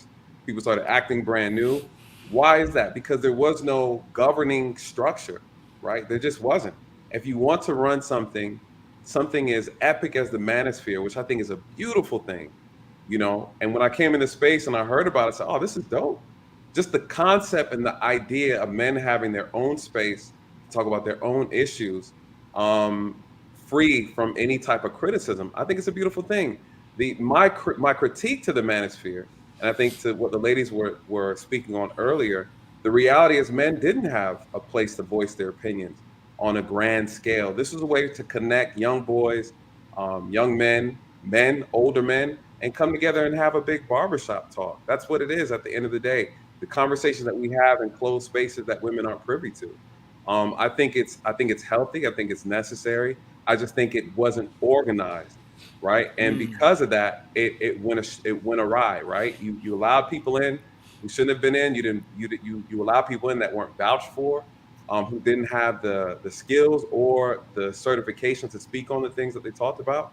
You should have had professional men to speak on certain issues, and then at the same time not ignoring men who had or dismissed their experiences. And so I just think that again, women have always had spaces where they could freely speak, bash men. So when we highlight the Manosphere and say, well, this is toxic about there's things over here in the Manosphere that are toxic, and I can agree with that. But guess what? When you look at what the women are doing on their side, it's absolutely toxic, and no one is calling it out, right? So a lot of you don't know, but the FBI just actually put the term red pill under the you cannot say list, right? It's a domestic terrorist word now. So you think about how when men create a space and men are trying to express their views, and how now there's legislation, right? There's the government getting involved to now say we want to suppress their thoughts and their voices. The truth of the matter is men haven't had it like women have had it when it comes to expressing their grievances and their experiences. I just think that when people look at the Manosphere, they don't look at it properly. What I've seen when I've got here is that there is a I guess you would say some type of the best way to describe it is like some sort of there's a hierarchy, right? There's levels, right? You have one side is very, very extreme, and then the other side is very mild, very, very humble. very productive. And then you have those guys in the middle. I think sometimes, and unfortunately, the most extreme of us in that space, you would say, are the loudest. They say the most toxic things. They say the most destructive things in order to get attention, in order to express some sort of a pain or some, like Lauren was saying, like a hurt that they haven't really resolved.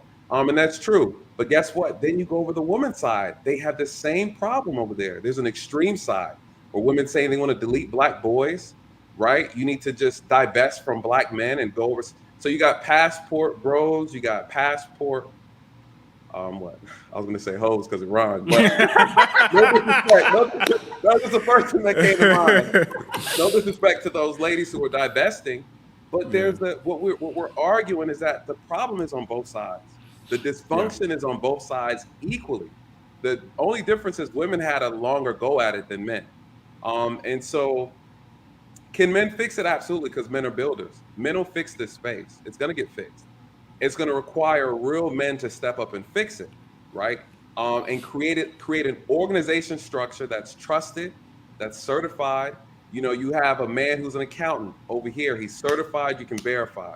You have a man who's an attorney. We already got one in the space. He's certified, verified. You have a man who's into the criminal justice system. You have all these people, psychologists, sociologists. You have teachers, educators. You have doctors. Shout out to Dr. T.S. Johnson, right?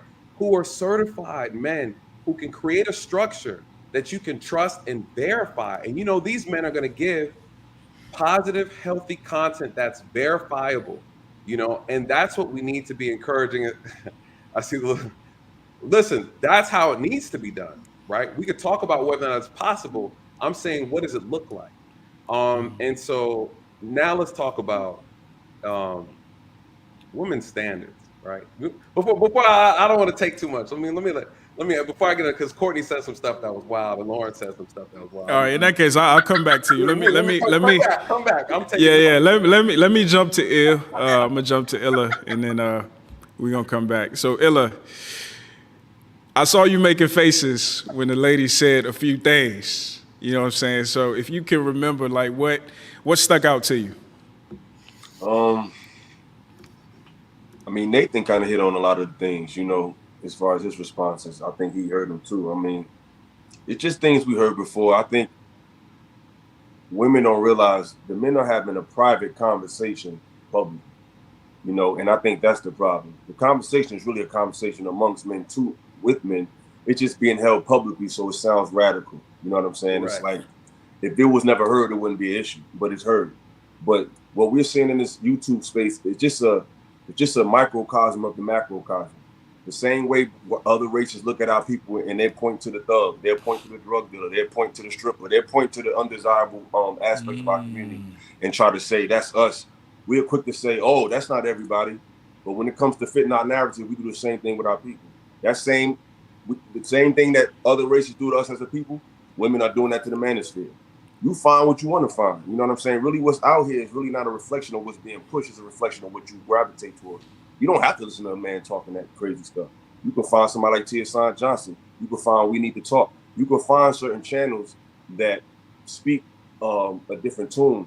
The issue is women gravitate towards what they may feel is, a person that they might be interested in, how he may dress or how he may look or how flashy his channel is. That's on the women. You attracted to what you're attracted to. You're not looking for knowledge. You're looking for a presentation. And a lot of times people who present those presentations, they might not have the best message, or they might have a toxic message. You know what I'm saying? Like Lauren was saying something about, we want what we want. Women can want whatever they want to have. The problem is men realize our limitations and women don't.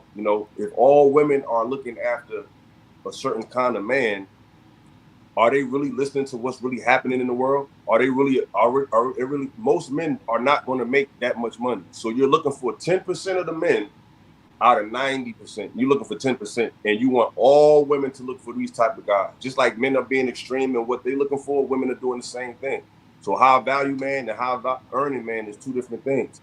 But every woman wants a certain kind of guy, and then when they get a bad experience, they paint the whole gender of men with that experience. It's not our fault that women only want one kind of guy.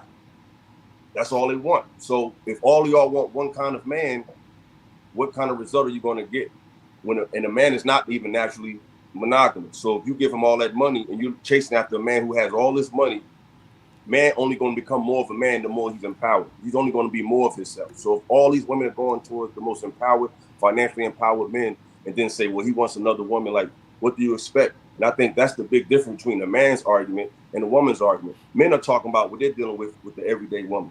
Women are talking about what they're dealing with a certain kind of man, a subculture of men, not the general man. She's dealing with either a street cat or a guy that's financially prominent. These are the two types of men that a lot of women are pursuing, and their whole experiences are coming from this percentage. Men are dealing with the average woman and talk about his gripes. And like Nathan said, women been talking about what's been going on with men for 40 years. So women are trying to dissect a 10-year response to a conversation that's been happening for 50 years against men. So yeah, they might be responding, maybe not in the best way. The men have just been speaking about this. Women have been talking about men for so long that you're tripping if you question it because it's so normalized. And it's many ways that men are being exploited by the women in our culture. I'll give you Black Lives Matter, for example. That's an organization that was built off of the death of Black men as far as what it was fighting for. When a Black man is killed by a police officer, when a Black man is killed by some type of injustice from a white man, Black Lives Matter comes out. But the money that was raised from Black Lives Matter was actually given to a different community that had nothing to do with Black men. There is no woman protesting that. There's women not having a gripe about that. So the stuff that women are being upset about is low-hanging fruit issues. But real systematic stuff, our women are co-signing that all day. They're being echo chambers for certain political parties and the same popularity that men are doing in this manosphere, being an echo chamber for people just because they're popular. That's the way Black culture is, period. Most Black people are following voting patterns, not based on their actual data of the certain candidates' policies, but because a rapper endorsed it, or because an artist that they like endorsed it. That's the culture of Black people, period. So we can't act surprised when that culture permeates its way into Black YouTube. It's going to be in everything we do. Our people have been about popularity and who's lit and who's not in the greater society. You can't ask Black YouTube to fix something that we already accepted in our regular culture. Look at the artists and the thing. Look at the things, the suggestive things that's been in our music for the last 50, 40 years. That's already been here before Black YouTube. Nobody's protesting that. They were saying bees ain't this in the 90s. Freaknik was in what, 93? So we always had these issues of popularity moving the goalposts or moving the interests of our people way before Black YouTube. So I don't think we're going to fix it with Black YouTube because it didn't start in Black YouTube. It started in our culture. It started in our society. We have people that are not studious unless it comes to our bottom line for our personal selves. We'll read when it comes to getting money for our personal selves. But when it comes to the greater society, it's about what's popular. It's about what looks good. It's not about policy. It's not about what a person's actual bottom line is. It's not even about their body of work. It's not even about proof. It's about what's popular. So why wouldn't that same attitude bleed its way into Black YouTube? It's a part of who Black people have become, period. We never move by data. We're moved by what's popular and what's trendy. And that's the same thing that's going to happen in Black YouTube. This is just a microcosm of the macrocosm. So, Lauren, I see you taking notes. I appreciate that. I like people who take notes. I got questions. You want me to go to Courtney first? Go to Courtney, yeah. Okay. All right, Courtney. But you next, though. Okay. All right, Courtney, what are your thoughts, darling? What are your thoughts? You know, the thing is with this space is that this hive mentality of these weird ass talking points, but because no one does critical thinking, no one pushes back on it. So the one thing that I keep hearing, and Lauren's talked about this as far as the Oprah, you guys had Oprah. Majority of us wasn't born, the women that are around here, and even the men that usually the analytics on mine is the average age of about 34 to 44. When Oprah was out, when Ricky Lake was out, we were in elementary school. And to use that as a talking point where you guys have always had this for 40 years,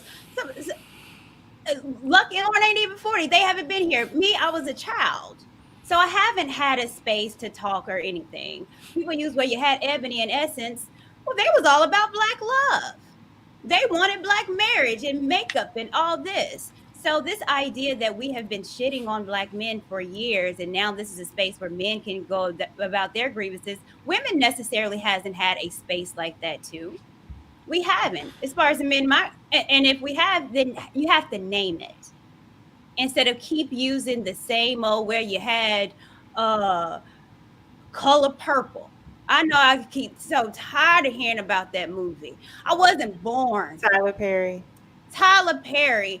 I mean, he's clearly transsexual. So I mean, and those are and that's a man. I mean, these are men that are promoting this. These are men that are directing. And people talk about TLC and all this. Well, one of the producers are men. So I need to know, what are these spaces that women have always had grievances? And the grievances that women that are super extreme on the other side, as far as with aborting black babies, no one seems to ask why she's saying that. No one does. And then when someone like me or Lucky try to explain, oh, you want her side. No, it's the critical thinking that is like, we're trying to tell you that this is a response.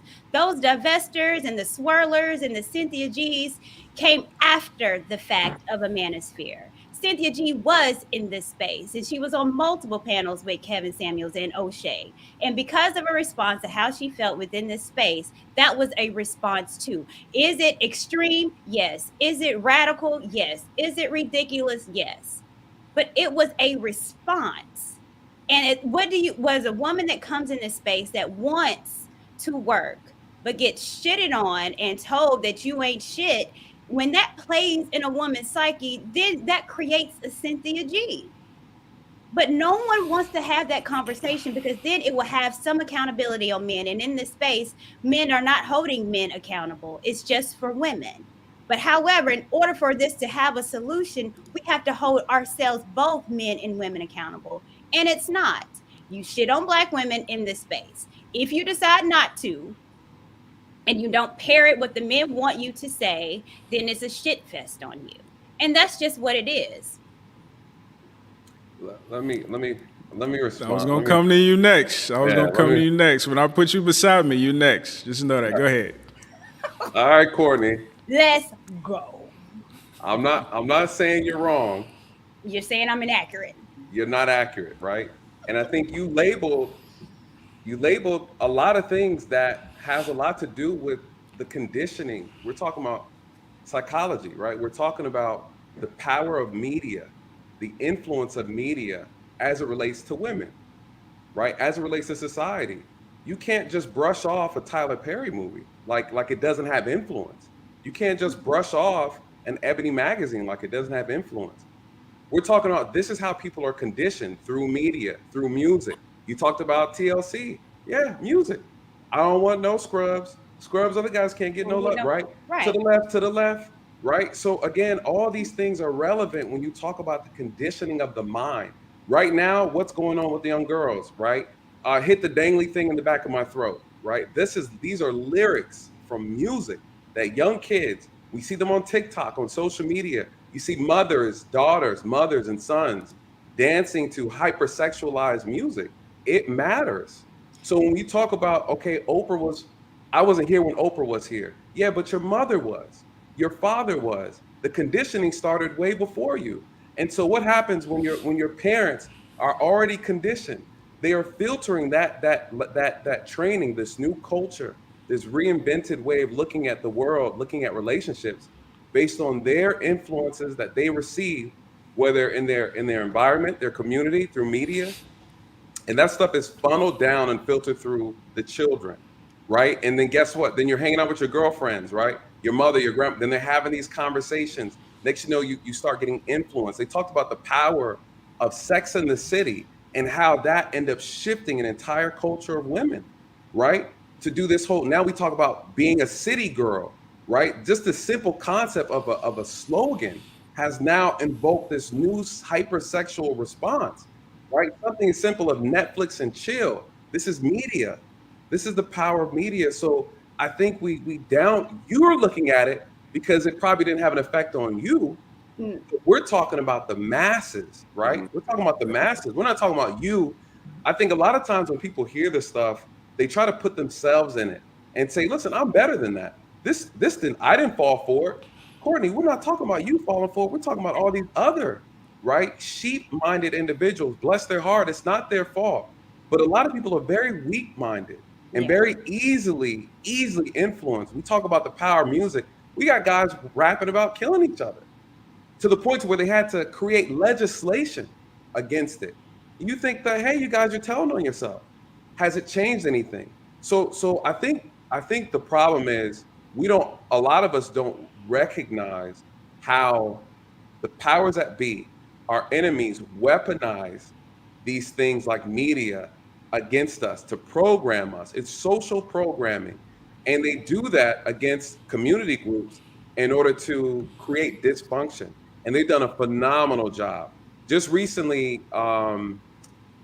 Cardi B and which one is the one that's married to him? Offset. She's married to Offset. They did a McDonald's commercial, Mm-hmm. right? They did a McDonald's commercial.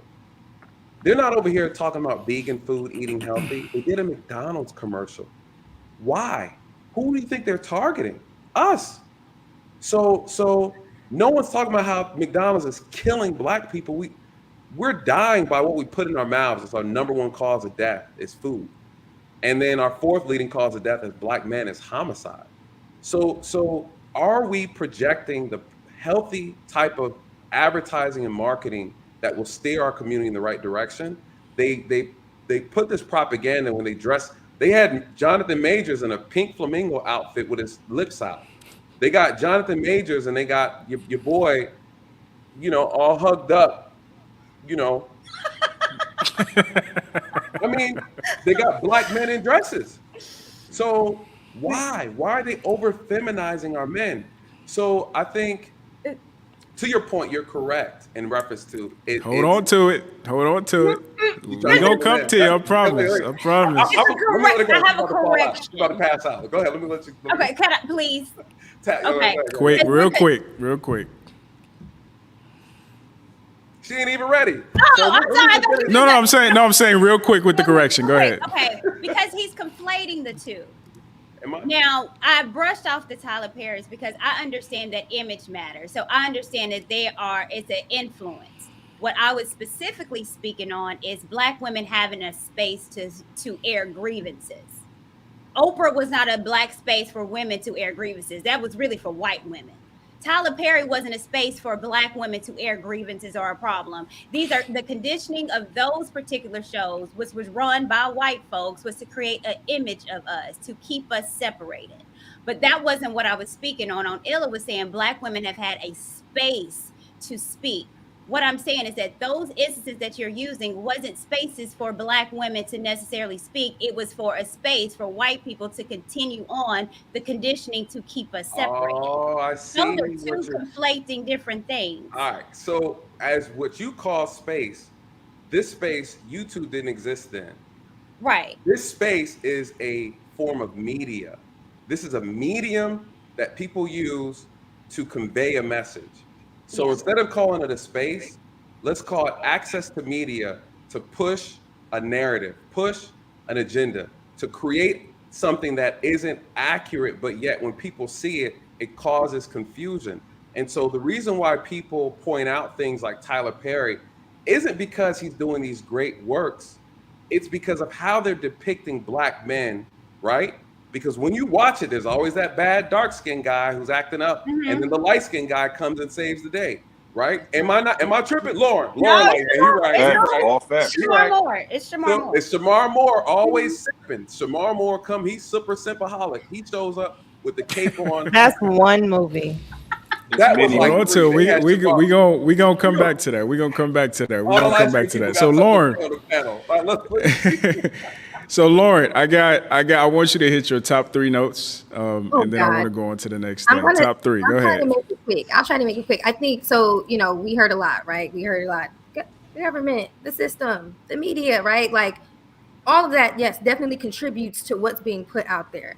I want to bring it back to what we can control, right? We exist in this space, this YouTube space.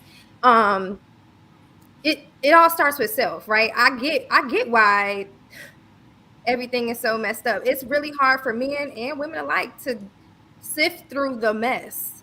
There's not like a a narrative that's agreed upon in this space. Like, let's be clear. Like someone just said, you can go to this channel for this, you can go to this person for this. Like, if this was an organized movement, I think we can see progress. I think that's where that's where all of this is like really I guess falling off.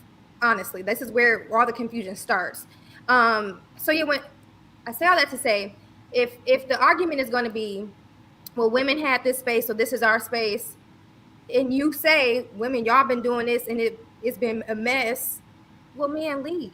Show us how it's supposed to be done. And in fact, the Manosphere is actually looking just as catty as the women's space that y'all say. You know what I mean? So like, when we say we need leaders, like, lead. Who are the producers and the managers for these artists that are making the songs about dangling down the throat, like, or whatever, you know, all these lyrics that we want to pull out and say, well, this is what the woman. If we had men that are like, look, ma, I know this is what sells, but we want to change it up, right? Men are typically in these spaces, decision-making spaces. Most men lead in the policy realm, and I like it. so again, like, men need to lead, change the narrative. So I just wanted to say that, like, so we are naming all of these big pieces, but all of the pieces that we're naming are mostly led by men. Women don't listen. Hold it. I mean, I can argue with that because we don't, but Okay, pause right there. Hold on, Alan.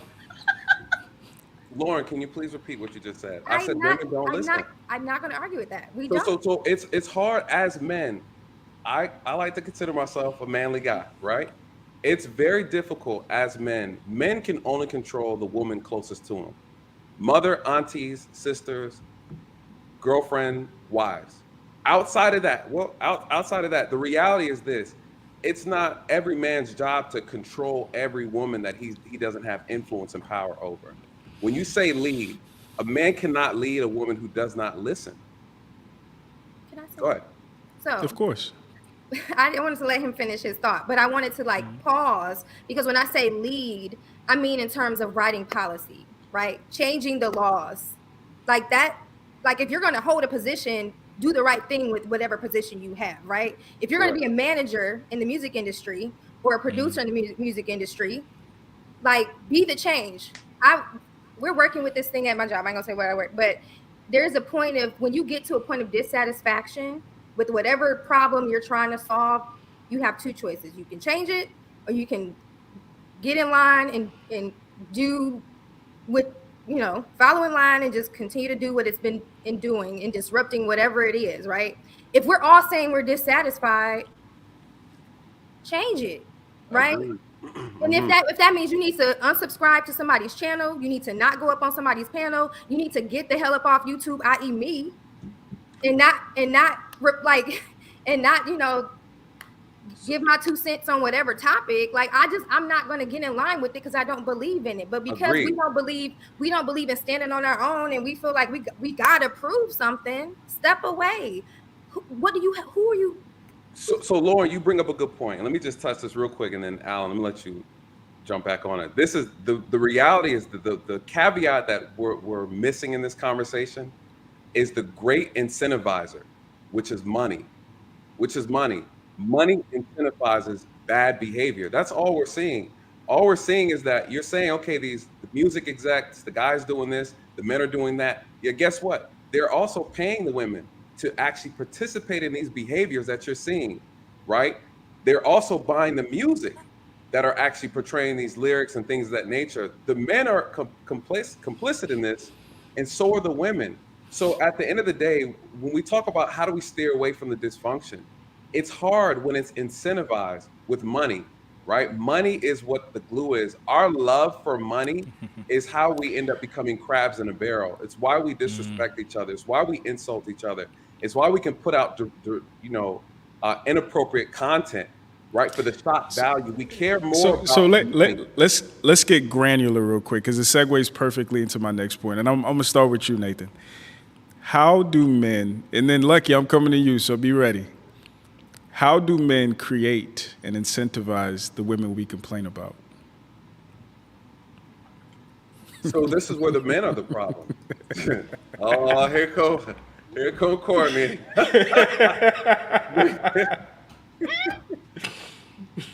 So the truth of the matter is, this is why I call myself a red pill assassin, because I don't agree with their talking points.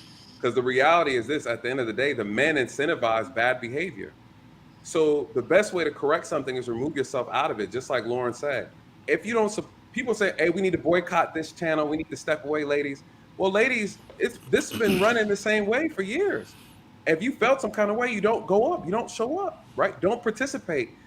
Budweiser, right? Bud Light is going through this thing right now where they put a trans woman on an advertising for the can.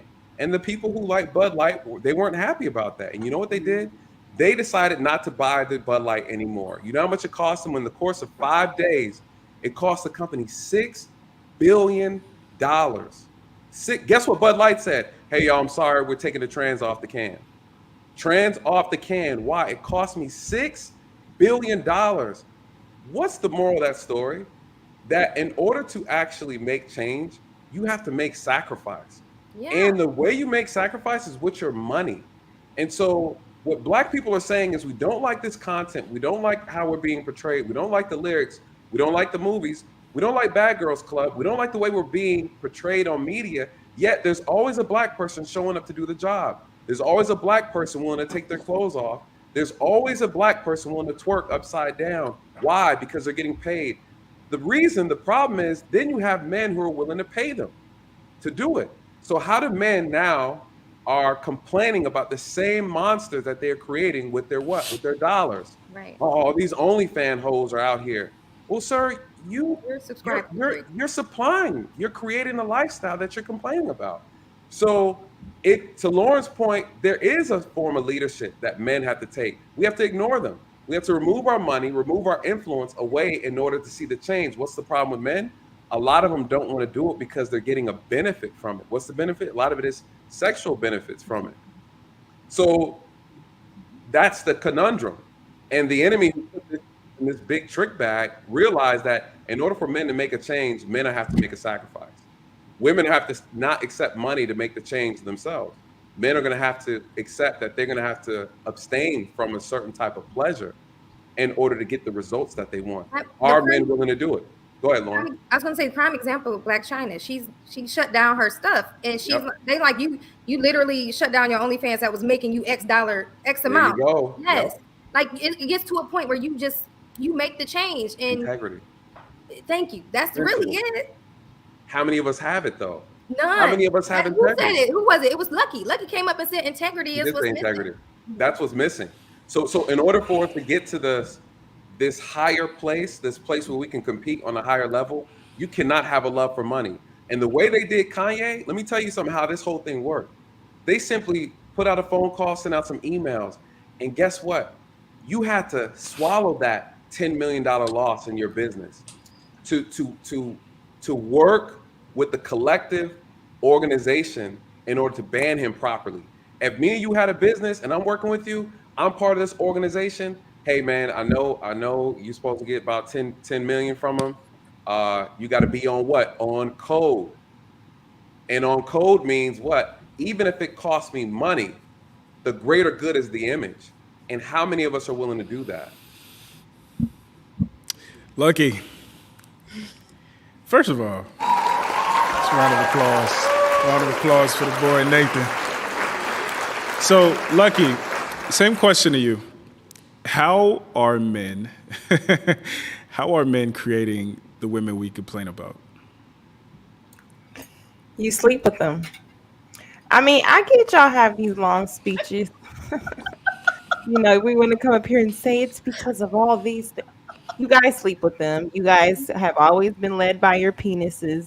I think it has something to do with God. I think the real power is women. I think there's a reason why they say behind every strong, great man is a woman.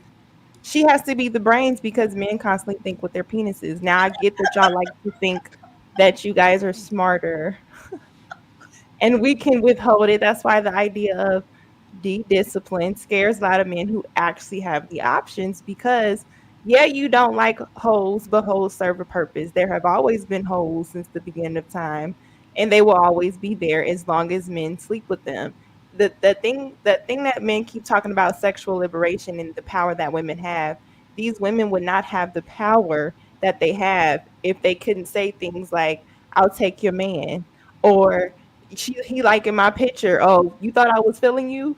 They wouldn't have these things to say if y'all stop being like Lassie and your tongue hanging out every time she get a new BBL. They said they don't like these bodies, but let, like I say, a Bernice Burgos be in their face. The same man saying he don't like this, he gonna be singing a different tune and his wallet is open.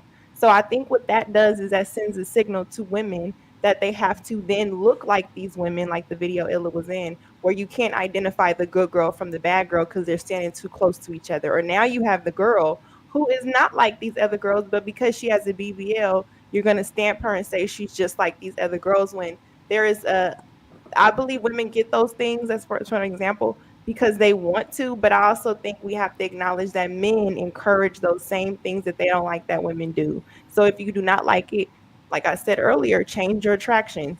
The problem is most of the men, you guys as girlfriends or wives, is probably in band practice. She wasn't a cheerleader.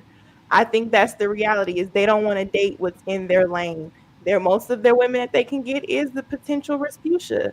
They don't want Rasputia. They want to get Beyonce. When you have to have the check off list. You have to have money. That's just the reality of it. We can go all the way back to Black people saying we were kings. Not all of y'all. Some of y'all were peasants. Some of us should have been out there working. But even if you go back then, the young girls have always been an admiration to the king. He has money. He's this. All of that is power, and women are attracted. People are attracted to power. So if you come off like in these spaces, the subscribers count or whatever, and the engagement represents your sense of power and your influence. Also, if you say I have money and you have a setup that look like you have money, or this ain't no shot at Kevin Samuels, but they did say he hung around forum shops. So if you have the illusion where you're showing something, you then can influence the people, like Illa is saying, because it's more so, what does this package look like? If it look like it can get me money, if it look like it can sell me something, I believe it. This is why we rejected Jesus when he came, because he wasn't on no stallion horse that had the little cufflinks, the little Budweiser horse.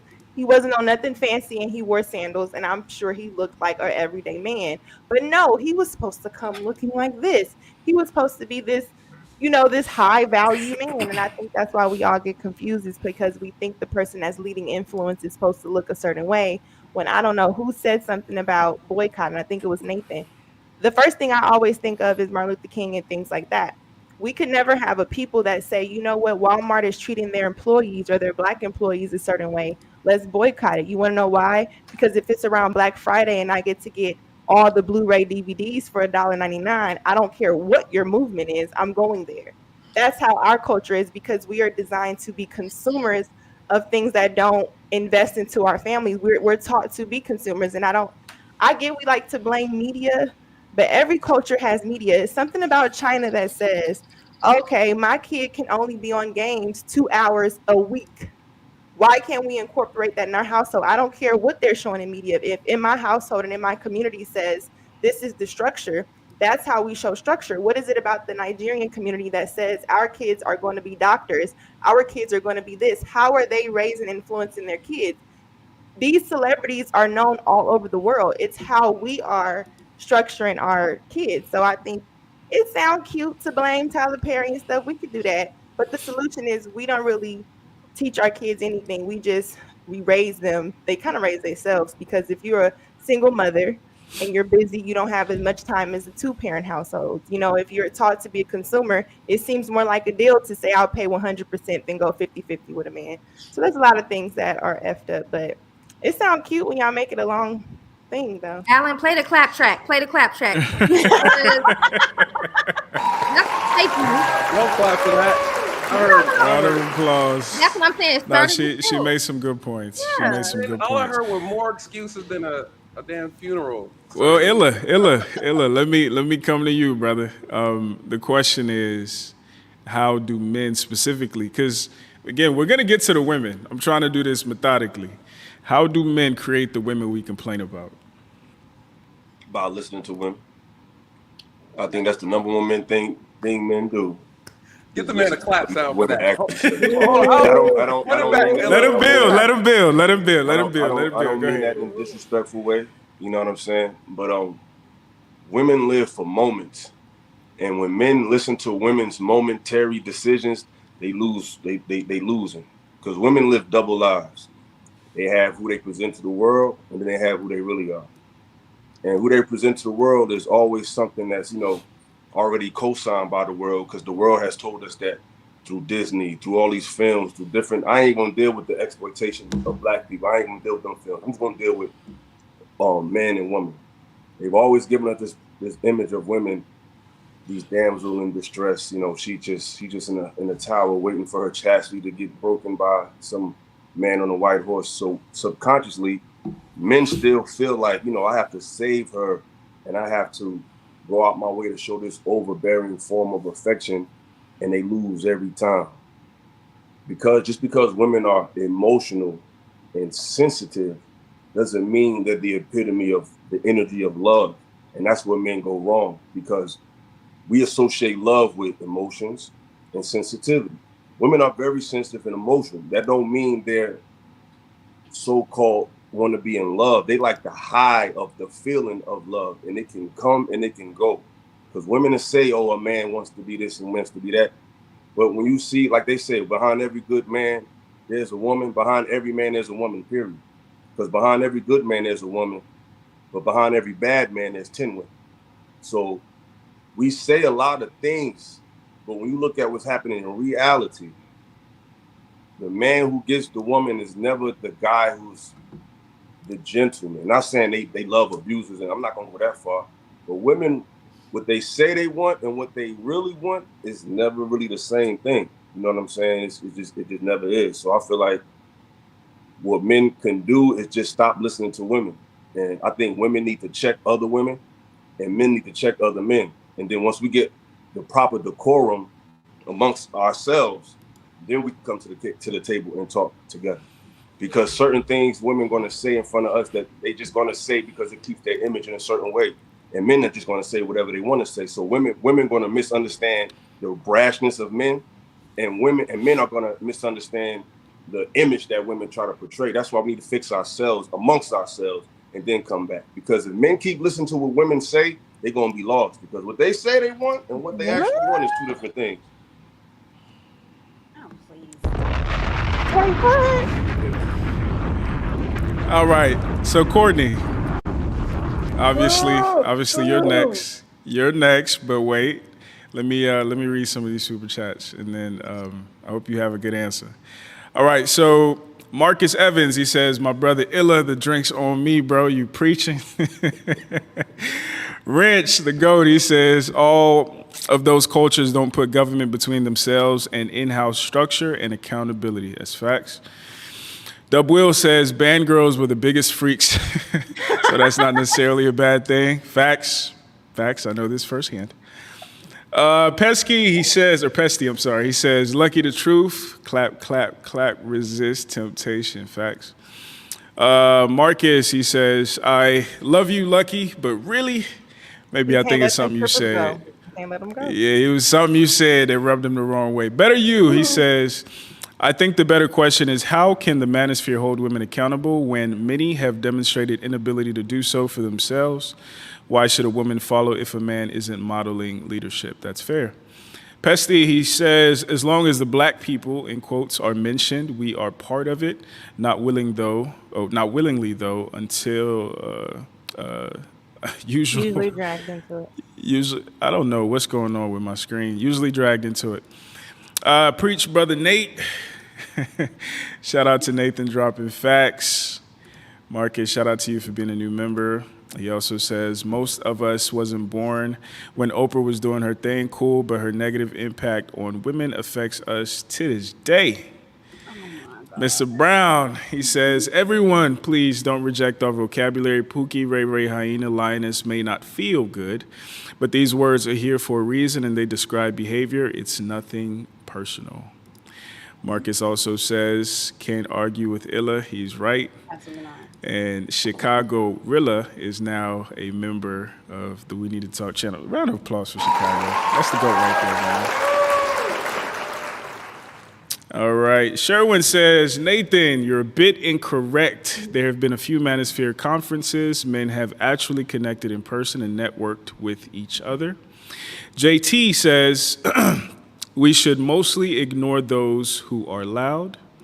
Chicago Rilla, he says, my only pushback to them to men don't have a space or didn't have a space is a space to speak on their grievances is rap music from K-Cuff?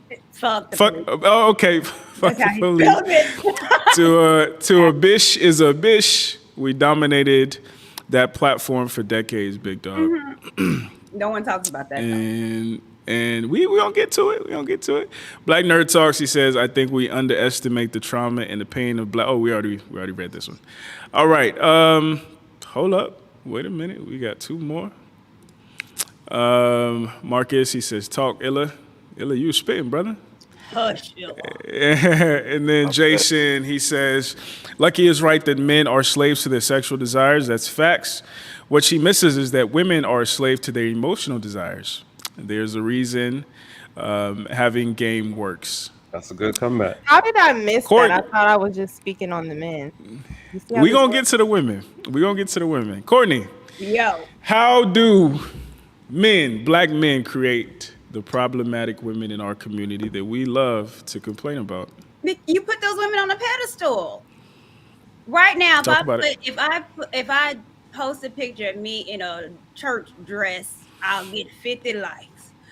But my God, if I put on a bikini or show some of these, I'm gonna get 2K. That's just what it is. You want it. You want to see it. That's why. And so women, we can't differentiate between the women that you want to have sex with and the women that you want to marry. We see the women that you give attention to and we emulate it. But let me say this, because I had some pushback for Illa. We shouldn't listen to women about what? The thing is about the space, no one is specific. You shouldn't listen to women about what? Can I answer right now? You want me to answer right now? Yeah.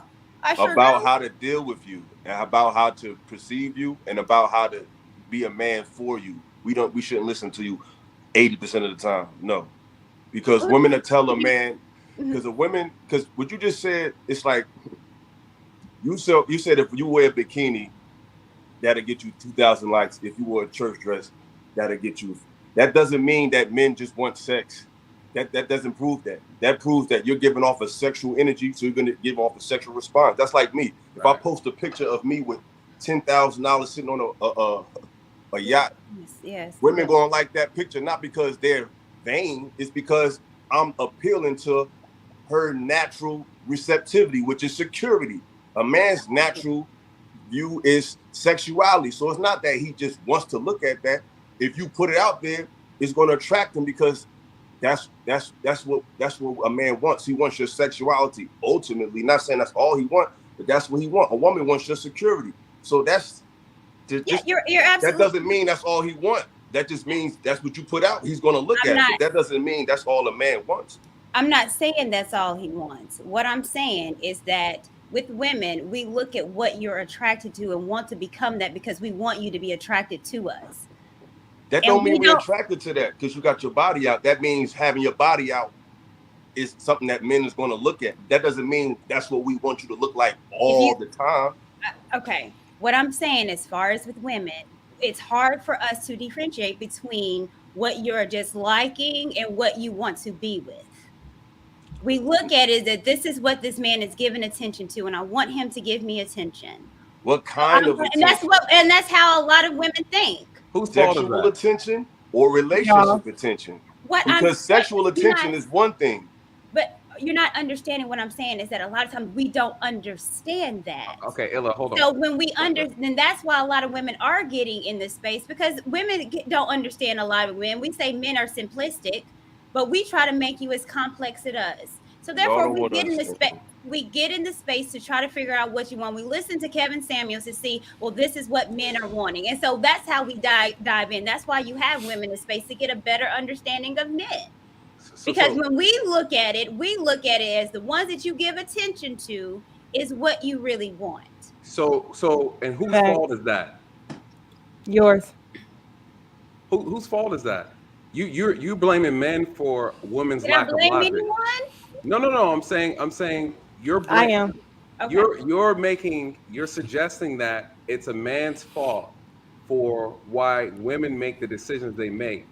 That's exactly what you're saying. I didn't say that though. What I'm saying is that because is that not a fact? Is it not a fact that these women that show themselves, have the BBLs, get more attention than a regular woman that doesn't?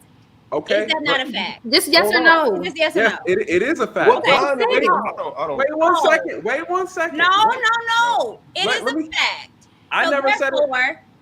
If I'm not aware as far as with men's nature, and I'm not sure how to get one, because I wasn't raised with a man, I didn't have a daddy, and I see the men are going and liking and admiring this particular woman, which you said emphatically is because of how she dresses and and yes, she's going to get more attention, then I am going to assume, okay, because this is what men want. Okay, my thing is, let me respond. Can't shake your head when women are telling you this is how we think. I didn't disagree with how you think. I'm not disagreeing with how you think. I'm saying you're thinking wrong. And I said, whose fault is that?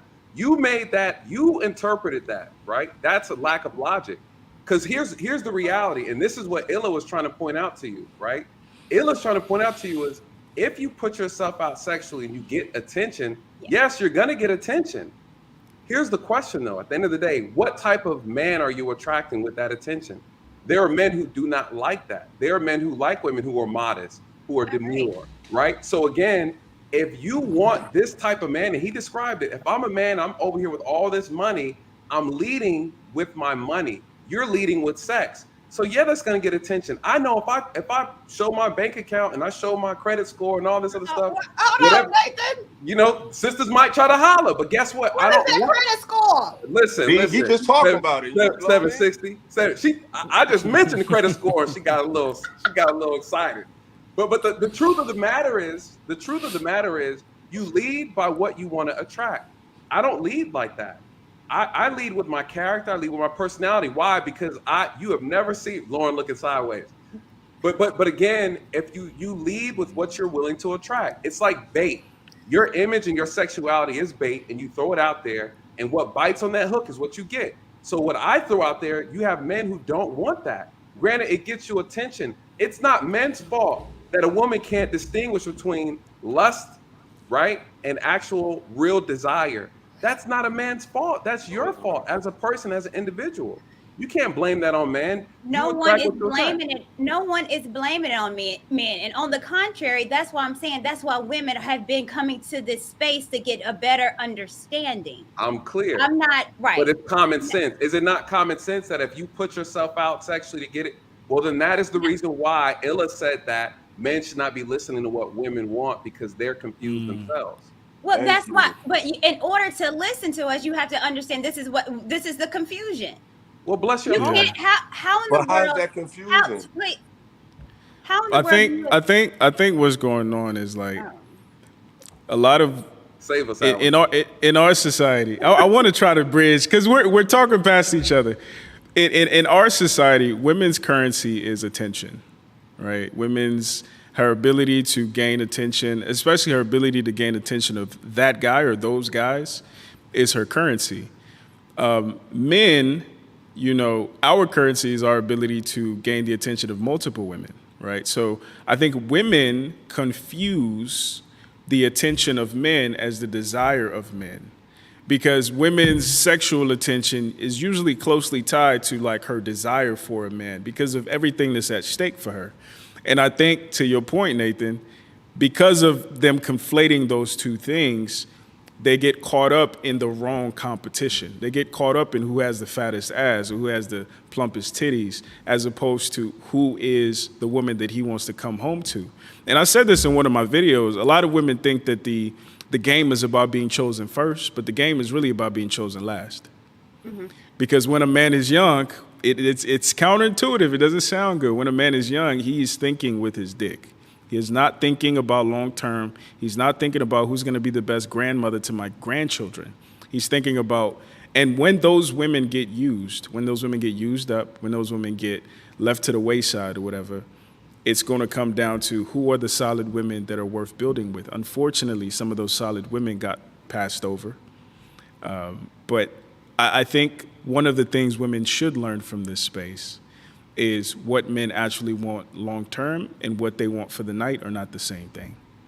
But I'm gonna flip it on you now, so we can get this ball rolling again. How do women create the men that they complain about? The exact same way. We give attention to the bad boys. We give attention and we give sex to the men that are not about their business, but in hopes of changing. So that's what we do, the exact same thing. Illa, I'm gonna get to you in a minute, bruh. Okay?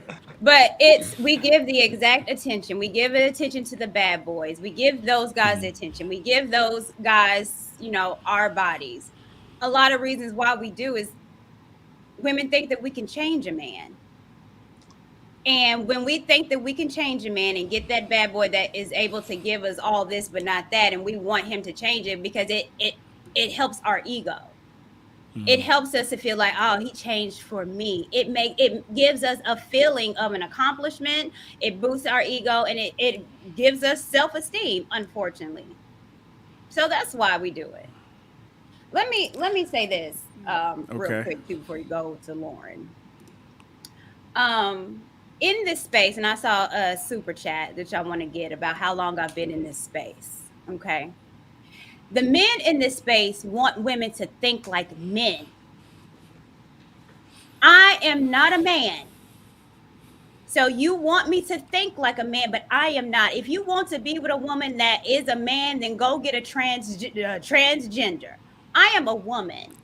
So I think like a woman. Me being able to understand and listen and have correct dialogue is something different from me being you. I am never going to be a man, nor do I want to. I think different. God made me think different. I'm supposed to be different. I'm supposed to help you, not be like you. And my help is, any good leader understands that you have to listen to your cohorts. You have to listen to them. You guide them in the right way, but a leader understands that they have to, you can do this. I put you in charge of this. And a good leader doesn't take everything on his shoulder. He knows how to delegate. And as a man is supposed to know how to delegate. That also goes with women. Women play a part more than just cooking and cleaning. We have insight. We have intuition.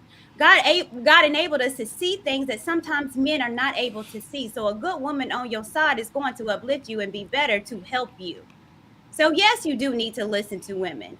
Yes, you need to guide some women. That's why we need leaders. But the idea of you don't need to listen to a woman, what do you want a woman for? What do you want a wife for? You gonna listen to your wife? Illa, this to you.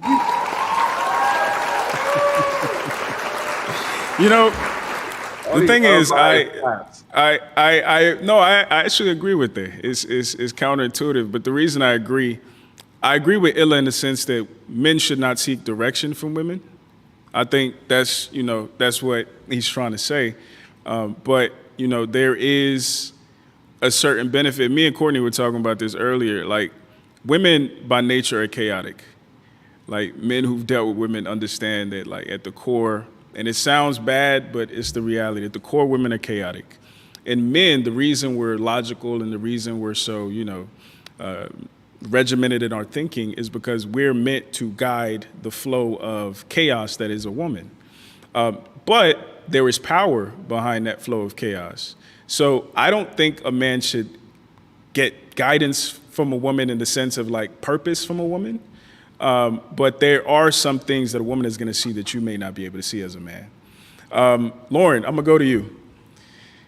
How do women create the men that we complain about? You're muted. There we go. All right. So all the things that Courtney said, but I'm going to add one. We end up becoming Barbara the Builder. Like we out here, I guess, like building the man that we want, right? Like at sometimes giving them a place to stay, putting clothes on their back. Like we are literally coddling men in some way, and so we talk about, those men who are hobosexuals that jump from house to house. Well, they only do that because women let them in, right? Like we just do it. So I think in some cases, like we feel like we can build a man, and that's how we contribute to the men that we complain about. So all the things that Courtney said, yes, and then just we think that we can just, create the man. And once you get him to a point that you're satisfied, then he like, bet I'm off to the next chick, and you left in the dust. So, yeah. All right, ladies, are y'all ready for what the men have to say? Yeah, but I didn't answer. Right. So go ahead. Oh yeah, I'm sorry. I skipped you. Lucky. How do I always get skipped? It's okay. I'm sorry. I apologize. Maybe if I was loud. I'll do better. No, I'm not loud, Lucky. I apologize. How do men? I mean, I'm sorry. How do women create the men that we complain about? Let me first say Nathan is wrong on the aspect of it is definitely men's fault, because if you're the leader, heavy is the head that wears the crown. Whether or not you were taught to be a leader, what you put out, women respond to. So yeah, it's our responsibility. I understand we should have common sense, but common sense is not common. And if it's something that you're unfamiliar with, and you don't really see too many men rushing out to get married anyway, the signs can seem blurry as to what I really want for the night versus what I actually want to marry, because sometimes men marry hoes anyway. But to answer the question, I think that women are just going with what they feel at the moment. So therefore they chase this kind of honeymoon phase of a high. So if once they're in a relationship, they're not really taught to actually go through the notions and the ups and downs of a relationship. They're usually taught to quit by way of their homegirls, their parents, or things like that, or I'm going to say their mother. It's more so, oh, if this person isn't doing this, you should next them to another one. You can get another man. That's kind of like what you're taught. So you're not really having like somebody set an incentive.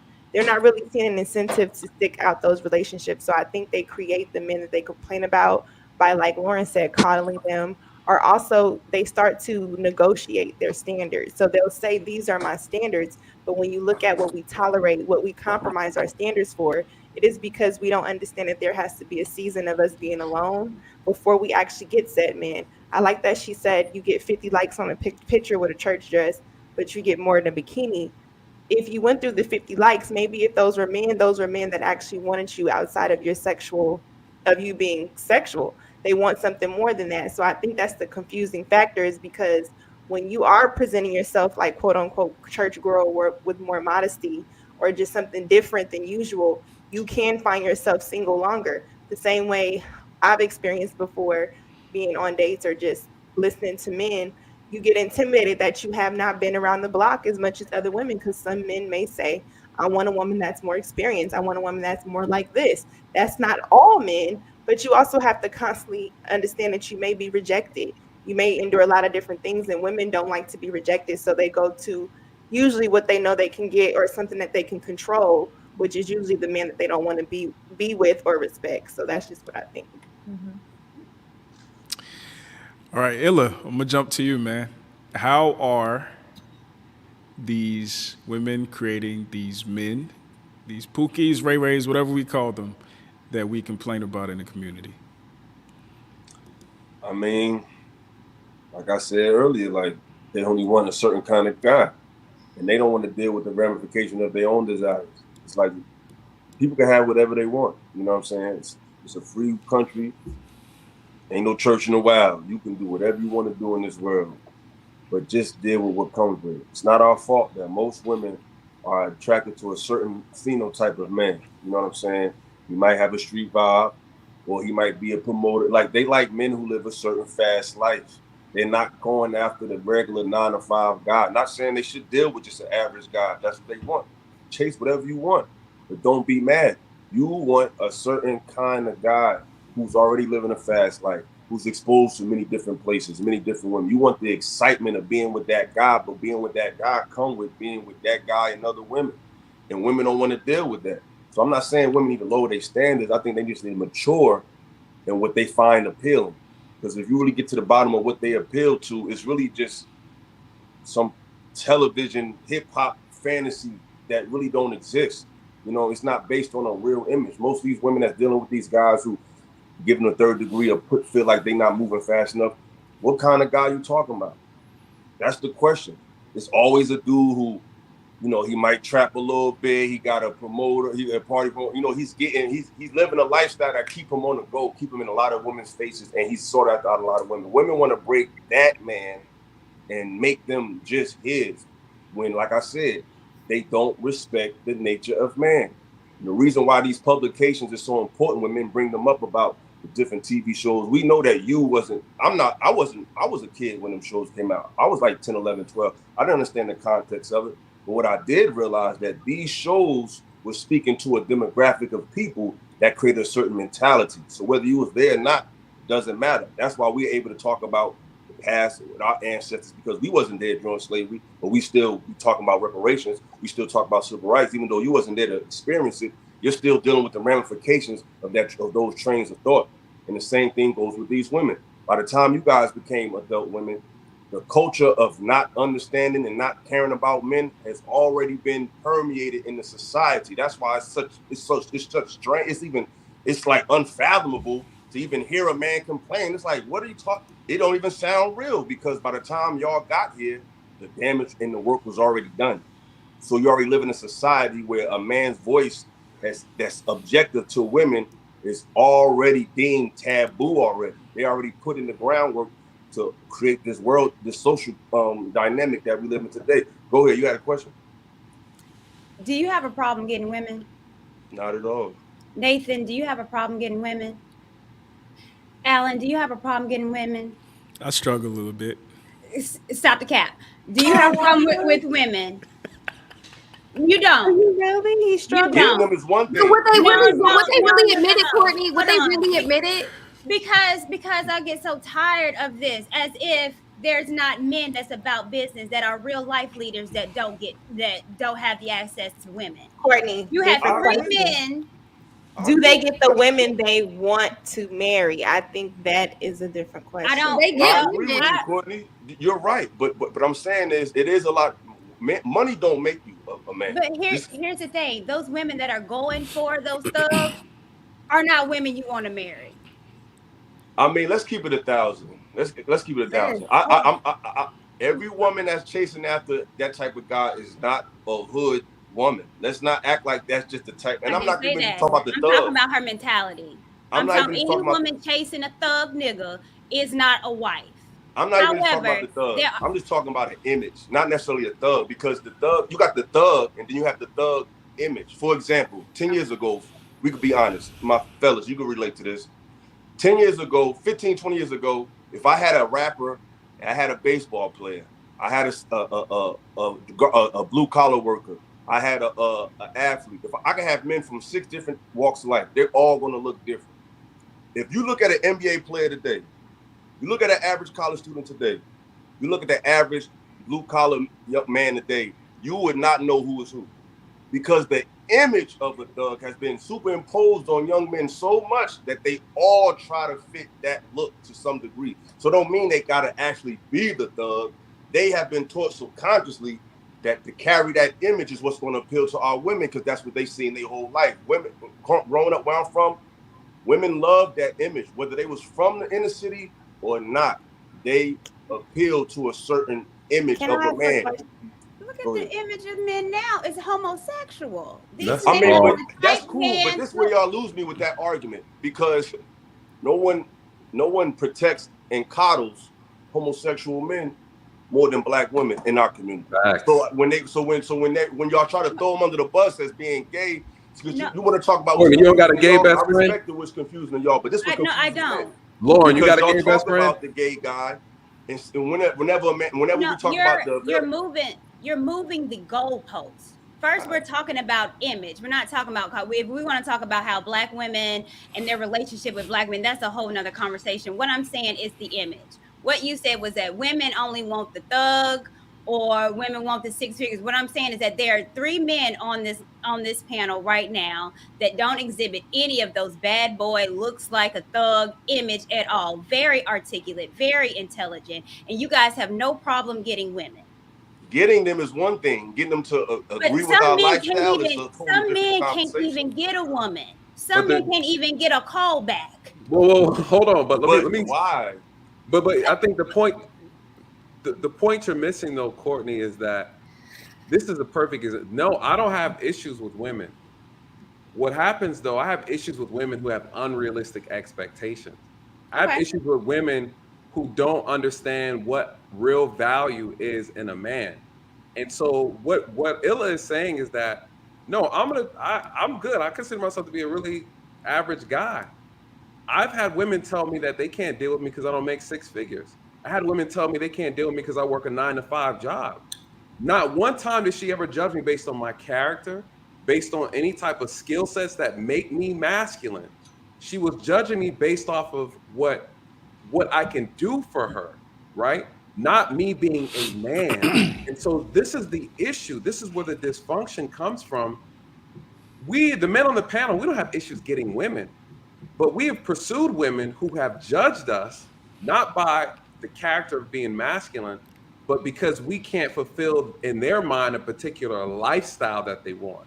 That is the issue. Or we don't behave as a man based on what they define a man. Correct. So I've had women who have tripped on me because I text back a different time or something stupid like that, or I didn't like a post. And these are not just goofy women. These are women with careers. These are women that's in these sororities. These are women who are. I mean, why you didn't like her post? Huh? You gotta stop liking the post. I mean, you liking it. Wait. One second. I want Illa to elaborate on that, only because, you went viral for that video saying that it's hard to differentiate the good women from the hoes, and low key, that's kind of what we're talking about.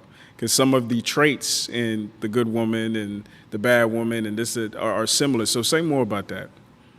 Well, a key part of that video that people leave out is I said that their interests are the same. See, when I said they standing too close to the hoes, I didn't mean like they are literally standing next to her. I'm talking about standing next to her mentally, standing next to her socially, standing next to her interest-based. They defend certain arguments that these women defend. They all lock arms. It's the sisterhood before the people. It's sisterhood first, gay men, little girls, black girls second, and then gay men third. Black men not even on the list.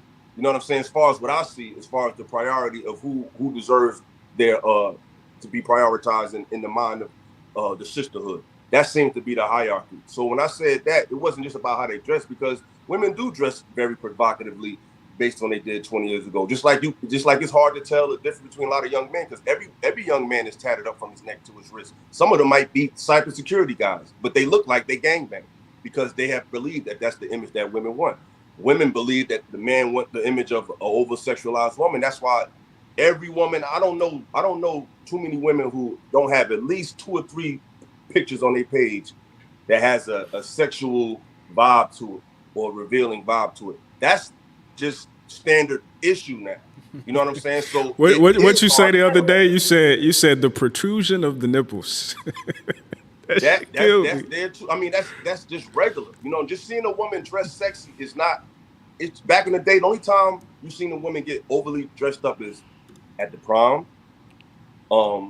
at like an event, or you'll see a woman that's a streetwalker or a stripper. You didn't see these overly sexual women dressed overly sexual unless you seen that back in the day. Now that's everywhere.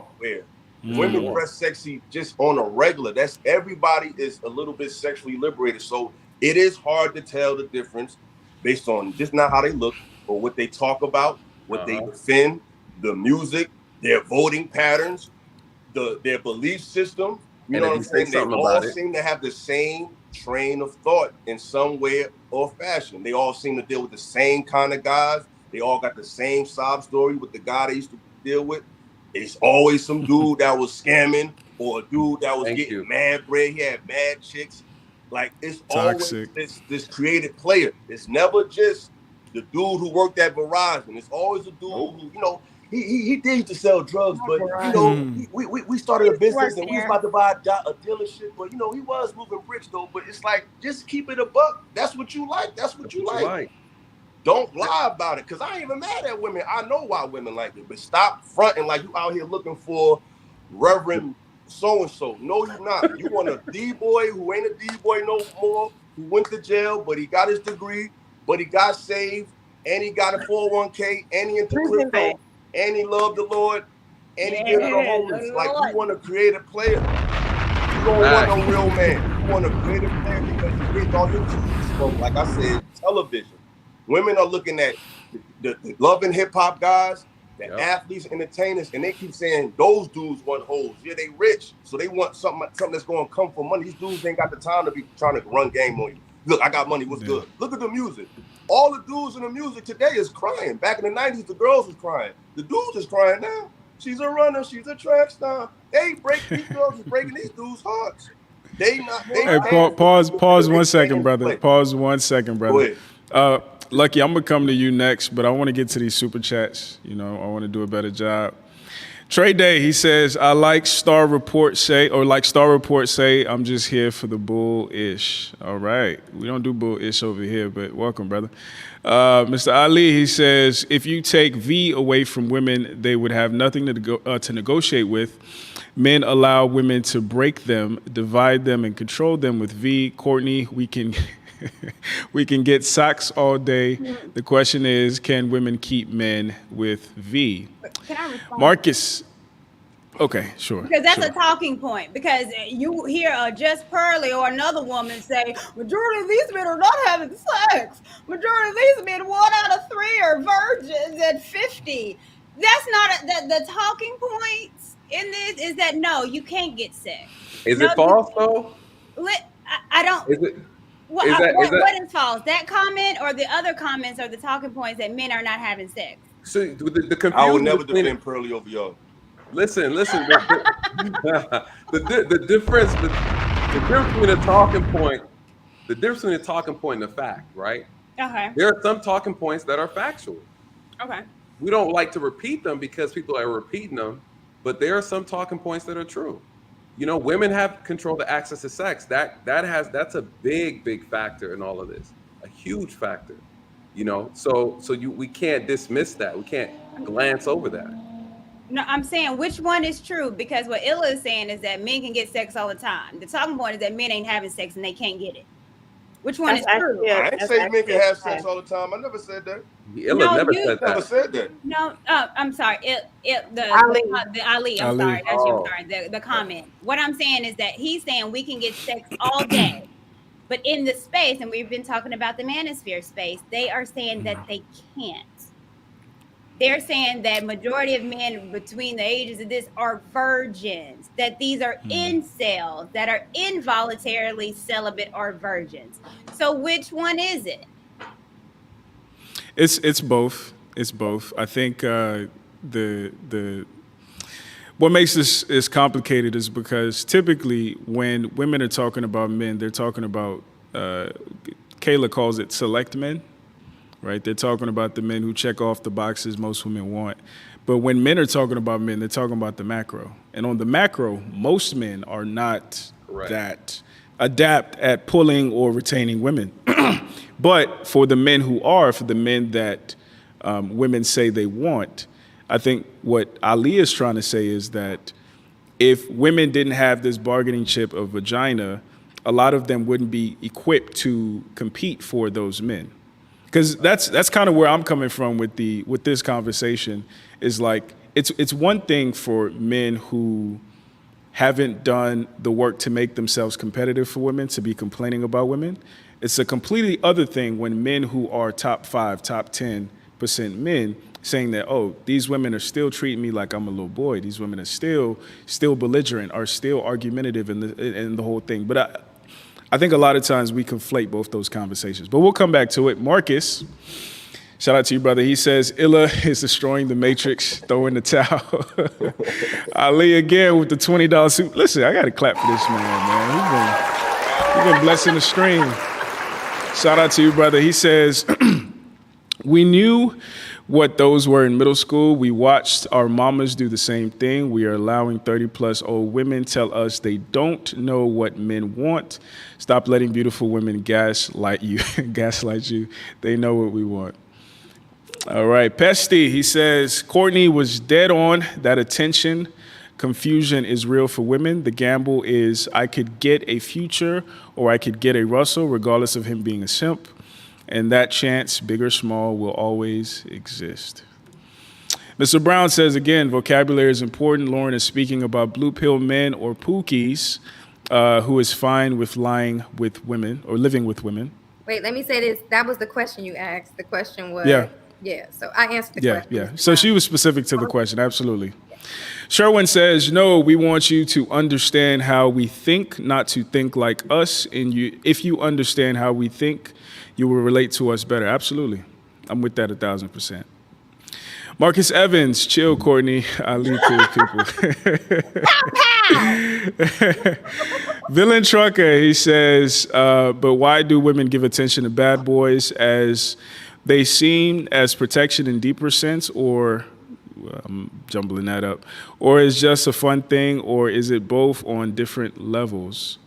Villain Trucker also says, why did the Scorpio string you defense, or because it was hungry? All right, brother. Ali again, he says, Courtney has been doing this for how long? Oh, yeah, we already read that super chat. Rich, the brother Rich, he says, they aren't coming for a better understanding. They're coming to play the game better. That's interesting.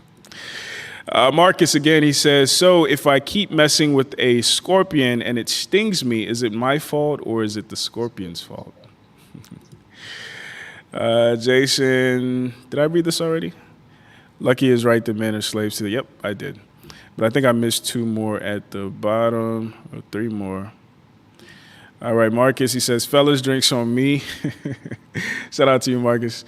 Jason, he says, being listened to comes with responsibility of understanding how men think so that your feedback is heard, basic communications.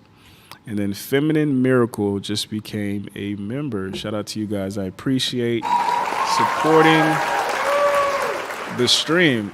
Maybe I need to do more panels. This is the most lucrative stream we've had in a long time. Oh, wow. I got a few more. Let me get to these. Ali says, here's an easy one for Courtney. If women keep their damn legs closed, all caps, and work on being a wife till marriage, would marriage rates drastically increase? I'm going to stay on Courtney right now. We're talking about the men you want. Courtney, you want to respond? Yeah, let me respond to his ass. We're holding you accountable. I'm going to come back to you, Lucky. Okay. Here's an easy one for Courtney. If women kept their damn legs closed and work on being a wife till marriage, would marriage rate drastically increase? It would. Yes. If we said, man, you ain't getting none of this unless I put a ring on it, yes, it definitely would increase. You're absolutely right. I'm going to stay on Courtney right now. Why? Why you want to stay on me? Okay? Because he see power in you. He's what? He see power in you. Men are only hard on women that they see potential in. We talking about it is what it is. It is what it is. So yeah, I agree to that. And what I'm saying, I mean, I've never said anything different. And we're talking about the men you want. I got the man I want. How about that? I don't have that sound effect, but okay. All right, let me let me go just ahead. say Go this, ahead. okay, and then I Yeah. will bounce. All right, listen, okay. I think women need to have a better understanding of men. I think men need to have a better understanding of women. We just need to understand and listen to us a lot more. However, we need to realize that women are never going to be you. And so a lot of times in these conversations, it's hard to have a back and forth because the men will champion anything that says or um are just like what they would say. Those are not honest conversations. Me just parroting what you want to hear to get an applause or a super chat is not honest. I will never come up here and be whole lockstep with a man as far as my mentality because I'm different. And all these women are different. And I think we need to champion the women that can be outspoken and speak on what they think. So that's how you can understand us better. If I just get on here and say that's right, these women are trash and they need to close their legs, yeah, that's true. But it's other nuances to that too. Women wants to be validated. We love attention. And it's unfortunate because the women that are getting the attention now is not from their spouse, it's not from their boyfriend because we don't have it. It's from IG, Instagram, Facebook. That's where women are getting validated from. That's where women are getting attention from. It's sad, but it's true. And I think this resolve should be, or the solution should be, again, our roles. Our validation should come from our man. Your validation should come from your woman, not IG, not posting thought pictures, man or woman. It shouldn't go like that. But we are because we're out of balance. And we can get balance with honest conversations instead of you just wanting to hear something that twiddles your ears and makes you feel good because that, in essence, validates you. We get validated from IG, and men get validated from these weirdos online, especially the women that just speak to what you want to hear and it validates what you have to think about women. It goes both ways.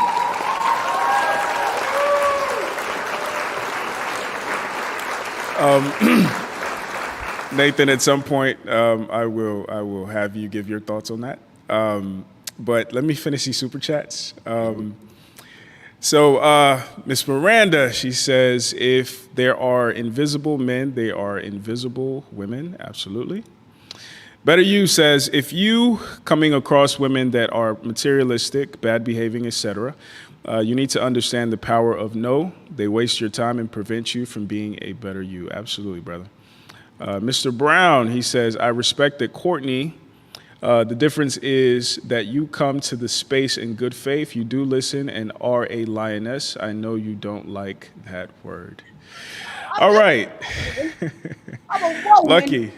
He's a woman. Lucky. I saw you make a few faces when Illa was speaking. Were there some things that stuck out to you that you wanted to address?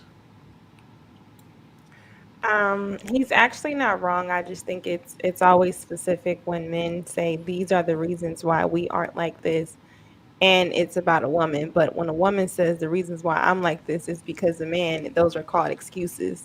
So it's almost like we can only acknowledge why a man is a certain way, but not acknowledge that who did God make first? It's like at this point, God should have made us first if we're the ones that are giving y'all solutions and we're the ones that men can't do nothing until women do something first. If we are chaotic, like you said, in nature, then wouldn't it make more sense to get with the men that are more dominant in mentality that understand, like, okay, let's take charge in these areas? But if we're listening to what men are saying, and I agree with what he's saying, but it sounds like, well, because women like these men that look like thugs. So women actually are telling you what they're attracted to, and men are following what women say they want. Instead of saying, no, if you want those type of men, I'm going to be this man because I want this type of woman. If you know gangsters go with strippers. I thought that's what Too Short said, gangsters and strippers. He didn't say gangsters with church ladies. He didn't say businessman with strippers. That's how it always goes. So if you are trying to portray yourself to be a thug or a drug dealer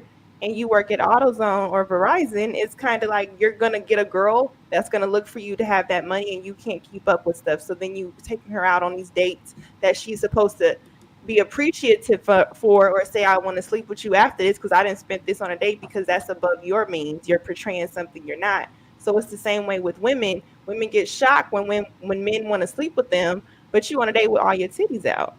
So it's like, I think it's the same on both ends, and it just comes with who's going to take the lead to set the stage and say, okay, I'm not a gang member, so I'm not going to portray myself as such. That's an individual thing. That's why I said I was raised on individuality, not a unity thing. If you don't want to be Nathan's a cop, if you don't want the mistaken identity, don't carry yourself as a drug dealer. Now, I'm not saying that cops don't be, that's a whole other conversation. But in general, if you are carrying yourself as a suspect, you may get followed around the store because you represent something. There's the things that happen. Now, there are situations where you just going to be discriminated against, but y'all get what I'm saying. It's like you are what you represent. So if you want to be respected in a certain way, you have to represent yourself. And sometimes, like I'm gonna tell men, you want to say don't listen to women. If you need to listen to the type of woman you want, if you want a woman that is respectful and this is what she's attracted to, you as well have to be what that woman is attracted to. You can't then say, oh, women want these millionaires and women want these. No, what does that woman want? She does want you to be productive. She does want you to have a go-getter mindset. She does want to know when you're broke, how do you act? So all these different things matter based on your mindset. She wants to know is in every situation, are you going to choose me every single day? And I think that's the point. Most people don't carry themselves as they wouldn't even choose themselves. So then they go into this relationship expecting somebody to be okay with something they're not okay with themselves. So I think most of these are individual problems. It's you as a woman, you could portray yourself, you could like to dress sexy, but there's a fine line between being sexy and dressing like a hoe. And I think sometimes when men say that, they should probably be more specific, because I don't know now one man who is going to tell his wife, you know what, babe, I like the saggy breasts you had. I didn't like when you got your breasts lifted. I don't hear that. As long as it looks nice and it looks presentable, I hear men being okay with things that women's bodies go through, or things where they want to dress a certain way and be attractive. I know men who like their woman to look attractive according to what he likes. And if he's okay with it, it's okay. I think the problem comes in, we listen to outsiders who say, if you acting like this, then your husband must be a simp. If you like this, your wife must be that. And then you start to bring that home. But if you're okay with that, that's your individual agreement. So I think it's an individual thing. Mm-hmm. So, Lauren, I'm going to bring this question to you because I ask it a lot during. Hold on, we're going to come back. I promise we're going to come back. I asked this question during my interviews. And the reason I ask this particular question is because a lot of times when we critique the opposite sex, it's almost done with an assumption that we would do a better job. And I hear it a lot with women. So I ask women, if you were a black man, how would you be? How would you move? Well, I mean, with respect, not only like for myself, but others, I think that's where we drop like, if I were a man, the ball is just dropped. Men come from women, right? Come from your mom, and yet you have men disrespecting women. Like you have women in your house. 9 times out of 10, this one woman, because they probably came from a single parent house, raised you, and yet you are out here doing women dirty, sleeping with multiple women, and then blaming the women. Well, you let us do it. You could have said no. You could have you also have the decision to not have sex with us. You also have the decision to walk away, right? So it's like the respect factor is gone. So like that's the first thing that comes to my mind, is just like the respect factor for me. And I think about my brothers. I'm an only girl. I have all brothers, and I think about how they move. Respectable men, and they actually. One is like very traditional, right? Like really respects how men lead in the household and is looking for a woman that holds some of those traditional values and standards. So I think that's the kind. If I were a man, that's the kind of man I would be. Is like this man who like holds on to values, will have integrity and be respectable. Because like that's what I see. Well, I'm Yeah, so 2 things come up a lot when I ask this question during my interviews. Number 1, the woman typically says, I would be a hoe, because I want to feel why men move the way that they do, because I got the cheat code, so I know how to seduce women, I know how women think, the whole 9.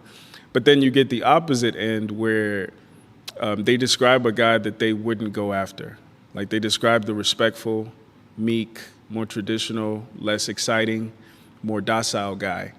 And a lot of men hear that like, you are describing a man that in real life isn't incentivized. And I think that's what the men on the panel are saying. Like, women want a quote unquote good man, but their behavior and their history is not incentivizing that type of man, because when they're describing their history, they're describing a drug dealer or they're describing the promoter, the exciting guy. So why do you think there's that disconnect? I think there's this innate feeling that this person could change, right? Like, I know that the goodness in this person to become this respectable guy is there, that they're just assuming this role. Like, women believe, and I'm saying they because I do not believe these things. So for all the people that's like language, like I describe the man that I would go after, but the women feel like they can bring that out of a man, a drug dealer or whatever. I see it all the time where these women are dating these drug dealers, and then it get to a certain point. Don't you want to settle down? We need to stop being in the streets. No, honey, he's not. Like, he's been doing this since he was 12, likely in the street slanging, right? And now all of a sudden at 34, 36, you want him to chill out. It's not gonna happen, right?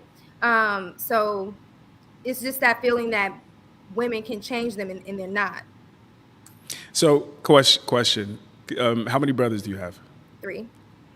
And you said your brothers are less problematic, more traditional. Mm-hmm. Do they have an easy time with women, or do they typically get overlooked? Easy time. Explain. Well, one, they're good looking. I would say that. Okay. Like, they're easy on the eye, so that's never been an issue. They're extremely active in the community. So they're like, I don't want to say they're not public figures, but they're seen in places where you have some of those respectable women.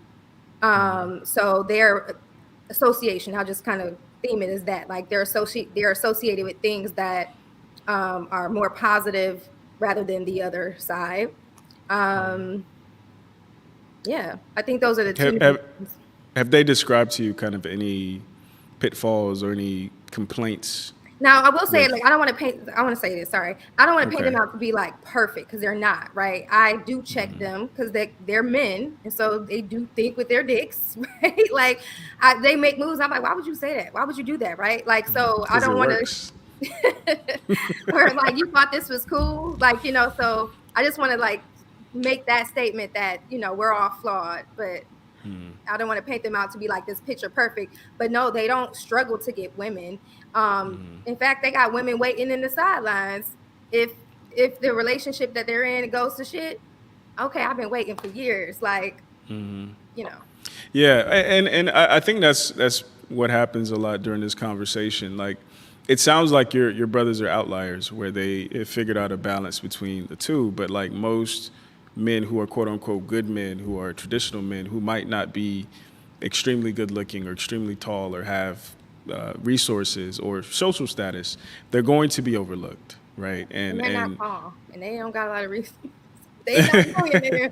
But if they good looking, you know what I'm saying, that's an advantage. So I think what men, and I'm sure Nathan is gonna like elaborate on it. What men are saying is that the type of men that women would describe on paper and the type of male behaviors that they're incentivizing in real life are inconsistent. And I also want to say too that like the men that we're talking about or that get the most attention are the men with the largest platforms, or like, that are kind of dominating these spaces. It's unfortunate because ain't nobody trying to listen to a boring, and I would say boring because they would literally click the channel or on TV or on a radio or on some podcast. Like they would not listen to a guy that has a 9-to-5 that's respectable and has built the 401k and trying, like, no, they don't want to listen to that. And that's unfortunate, but that's the society we live in. So I started at the beginning of like, it starts with self. If you want to not be in the mix, or if you're okay with not being among the popular podcasts or YouTube channels or whatever, I mean, I think people will find more success, but a lot of people are stuck in this like kind of phase of, I really want to be accepted by the masses, but I also want to remain myself, and you can't have both worlds. So last thing, what do you think is the greatest challenge of being a man? I don't know. I'm not a man. Just walk a mile in our shoes for a second. What would you assume? Even thinking about your brothers, what do you assume would I be mean, something that's tough? I don't want to say maybe confidence, but like, you're being compared to other men, and it's already hard for men in general in this world, right? Like, you have to measure, like, you got to find a job. You got to not only provide for yourself, but provide for other people, take care of this, take care of that. And then you have to like compete. And I don't want to say, compete. Y'all gonna kill me in the damn chat. Okay, that's a woman's word. Men don't compete. Okay, I get it, but like, keep it. Y'all all want the same kind of chick. Okay, and so that's a tough thing to deal with. So don't highlight me because I'm not Courtney. I ain't looking. All right, so Question for the month. talk to us. Okay. Because this space is supposed to be filled with good men that get overlooked by the woman, because the woman just she gives it out to 10% of the men. So not including yourselves, but name someone in this space that's a good man. The man is filled with men that get overlooked, right? This is a good man. You said name someone in this space that's a good man. Are we judging good based off of character Well, or I content? mean, I just want the bid test. Who would you suggest is a good man? If I told you that I got a woman looking for a husband, and she's like, you in the Manosphere, and there's hundreds and thousands of men in there, and they all claim to be good. Should we name creators or like, maybe channel members or? Or you can name a creator. I mean, there's 3 on the panel, right? I said excluding them Excluding us. because they don't Dr. have Dr. T.S.I. Johnson. He's a good man, Definitely, solid that's brother. a good man. Okay. Good man. If I had to name like a channel member, a brother, Wrench Turner, good man. Sir Hill. Paul Arthur, good man. I don't know Sir Hill. Wait, I are can't you talking speak to about that. single men? I don't know. I don't look. Ali, know. Ilkan Ali, a good dude. Bruiser's a good man. That's 2 right there. And this is what I want to say. Bruiser, Ali. But this is what I want to say. This is a really good point. The reason why I admire Nathan so much is because when Nathan and I met, it wasn't because we were necessarily aligned, right? Because I'm on some pro-black low-key hotep shit. Nathan is on some, Nathan is on some, we have to take responsibility for our community shit. And if you guys look at the channel under the Listen to Black Men series, you'll see some interviews I did with him. And our conversation was probably the longest interview that I've done. Like, me and this motherfucker talked for like 3 hours. And in those 3 hours, we agreed on some things, we disagreed on some things. But what I admire and I appreciate about Nathan is, despite the fact that we might not have seen eye to eye on certain things, he wasn't married to his positions. If I made a good point, Nathan was man enough to say, you know what, that's a good point. Yep. Whether it was some super pro-black shit, the white man and this and that, and he's not really that. And I wished that women evaluated men similarly. Like, who is a man that has the integrity and the confidence, Lauren alluded to confidence, to not just, pick a position and stand on it, but also be reasonable enough to adjust his position to the truth, right? Or to accommodating the ways that other people might think, right? So, shout out to the brother Nathan. I admire that about him, and I admire that about men like that. And I've seen that in brothers like T.S.I. Johnson as well. Like, he's coming with the knowledge, but he's listening, right? Like, my whole thing is about listening. And that's a skill that's lost on men and women these days, especially in our community. So I just wanted to make that point. Yeah. Well, I agree. And I think the same way about Nathan. And the reason why I asked that question is because, again, he getting on my nerves right now. That peanut head, I just want to strangle. But that's a whole nother topic. But I bring that up because we can say all these men are good in this space, and I'm just talking about this particular space, is that there's just full of good men that are overlooked. However, you just was able to name 5. But the commonality of those men is that they're balanced. They're balanced. Majority of the men in this space are extreme. They're not balanced. They don't take accountability for anything. It's the women. And it's like we have to have a balance. So good women like a balanced man. And those men that you named was only 5. Now, out of all the content creators in this space, you named Tia Johnson and Bruiser, I guess. Yeah. Well, I mean, you know how I feel about Bruiser is very extreme. you know how I feel about this space. He's balanced and he's married. Yeah, you know what I'm saying. So, but again, you didn't have a plethora. Oh, I can name a whole lot that are necessarily good men. But this space claims to be a whole space of men that seemingly overlooked because they're not the hype, because they don't have the 6 figures. And I don't, just to add to what Courtney is saying, again, that in itself, oh, sorry. No, go ahead. Go ahead.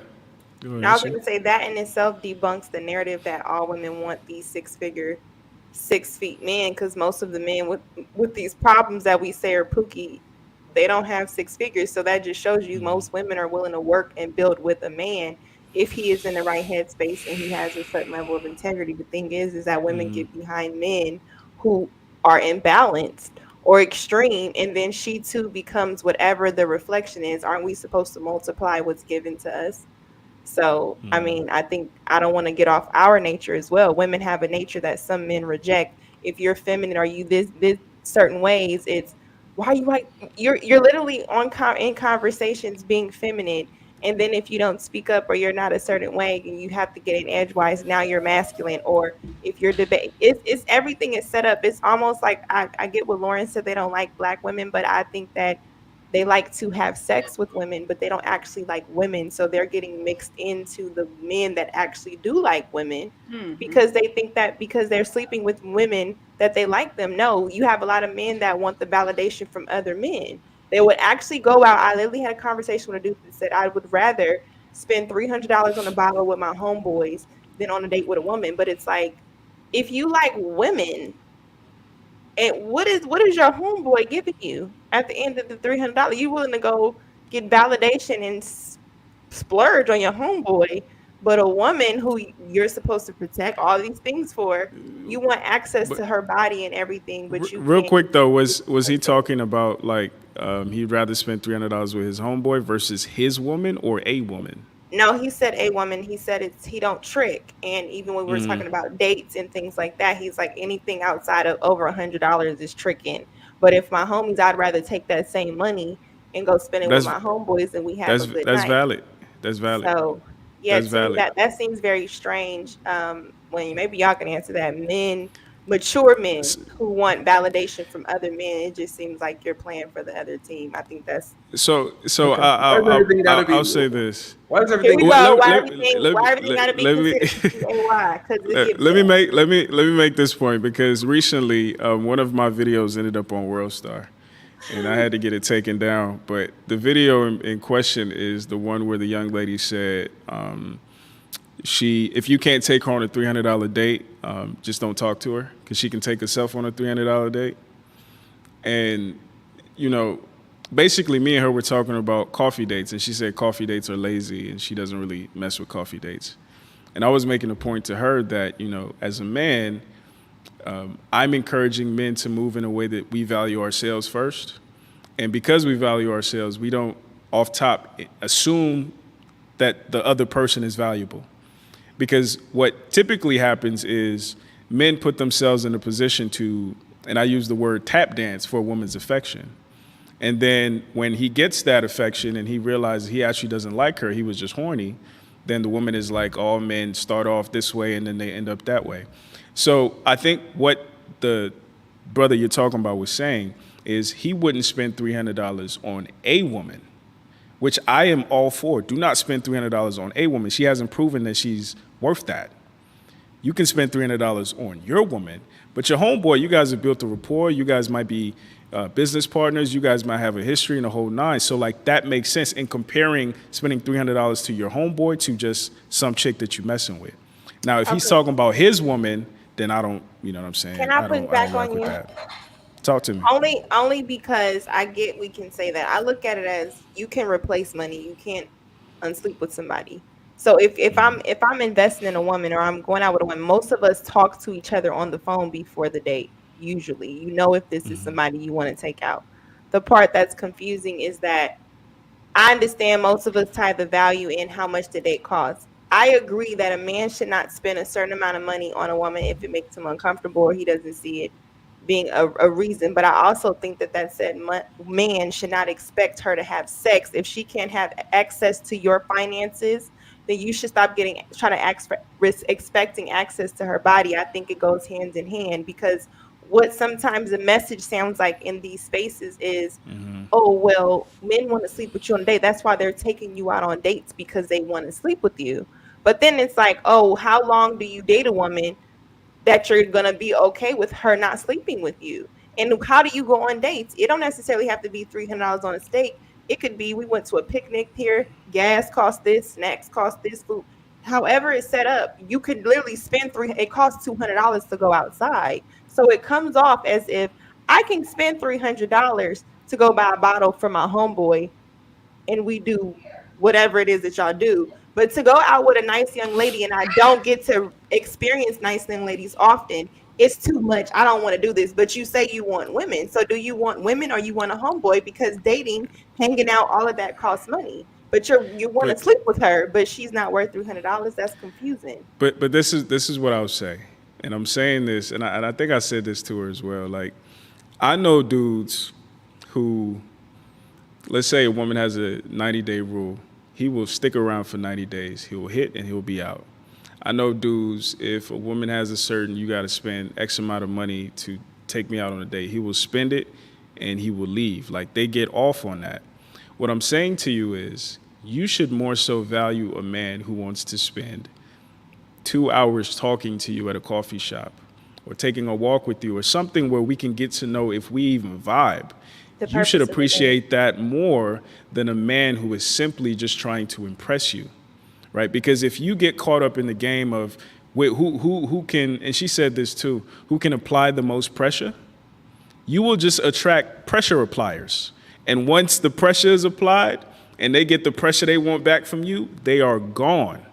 So it's a lot of like counterintuitive stuff, because I was talking to B. Taylor, and you know, this was a while back when she was talking about having a roster, and I was telling her, I was like, yo, any dude who's okay with that doesn't actually like you, because a man who actually likes you is territorial.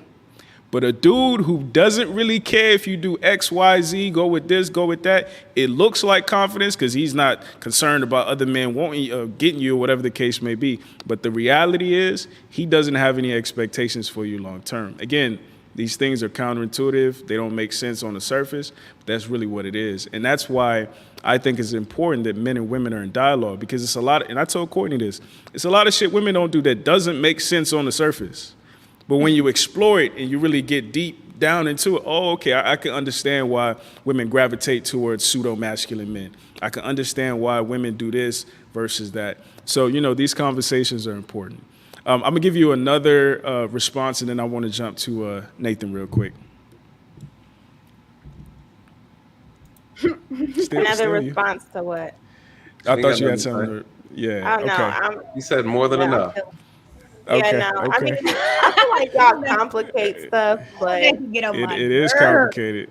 That's what I do, man. It's not complicated. You just gotta find people that are the same mindset as you, willing to work with you, and then get the hell out of here. The thing is we always looking out the window for shit that's glittering. When the reason why this man or this woman is at that level is because somebody was willing enough to work with that person, be patient. Most of us aren't patient. We so easy to just be like, oh, I don't like the way, like he said, you text back a certain way, on to the next. Now, I have my petty reasons why I will stop talking to people, but, you know, that's neither here nor there.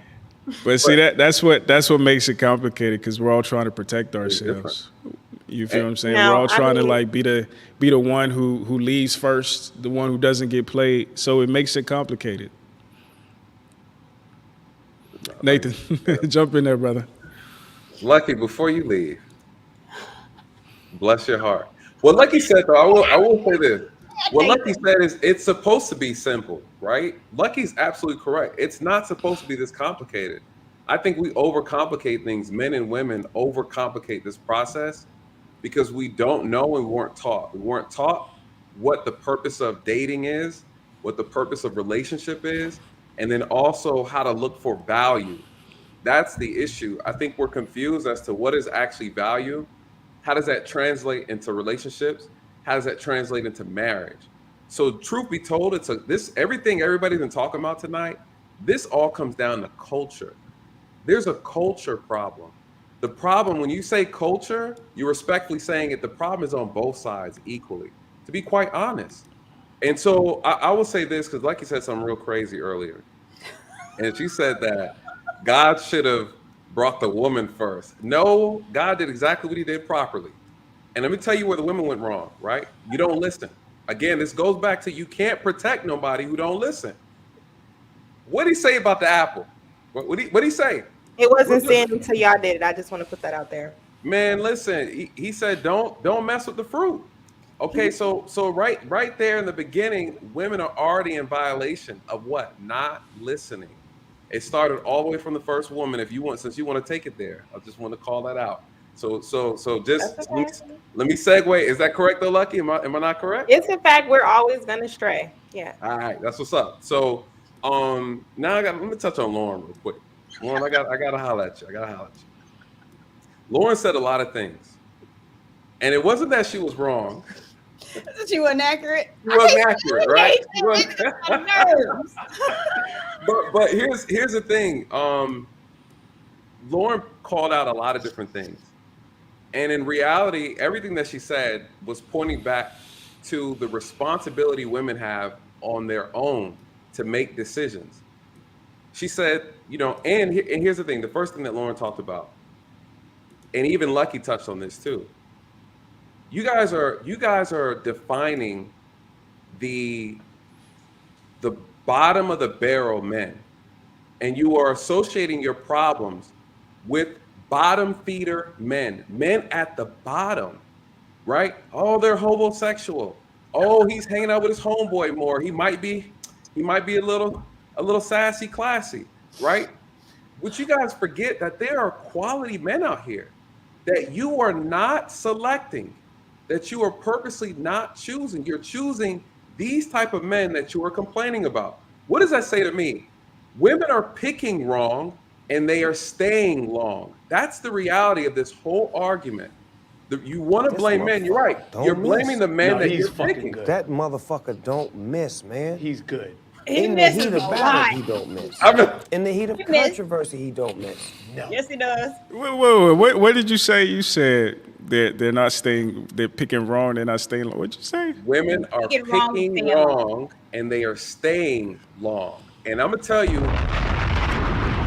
let's just be real.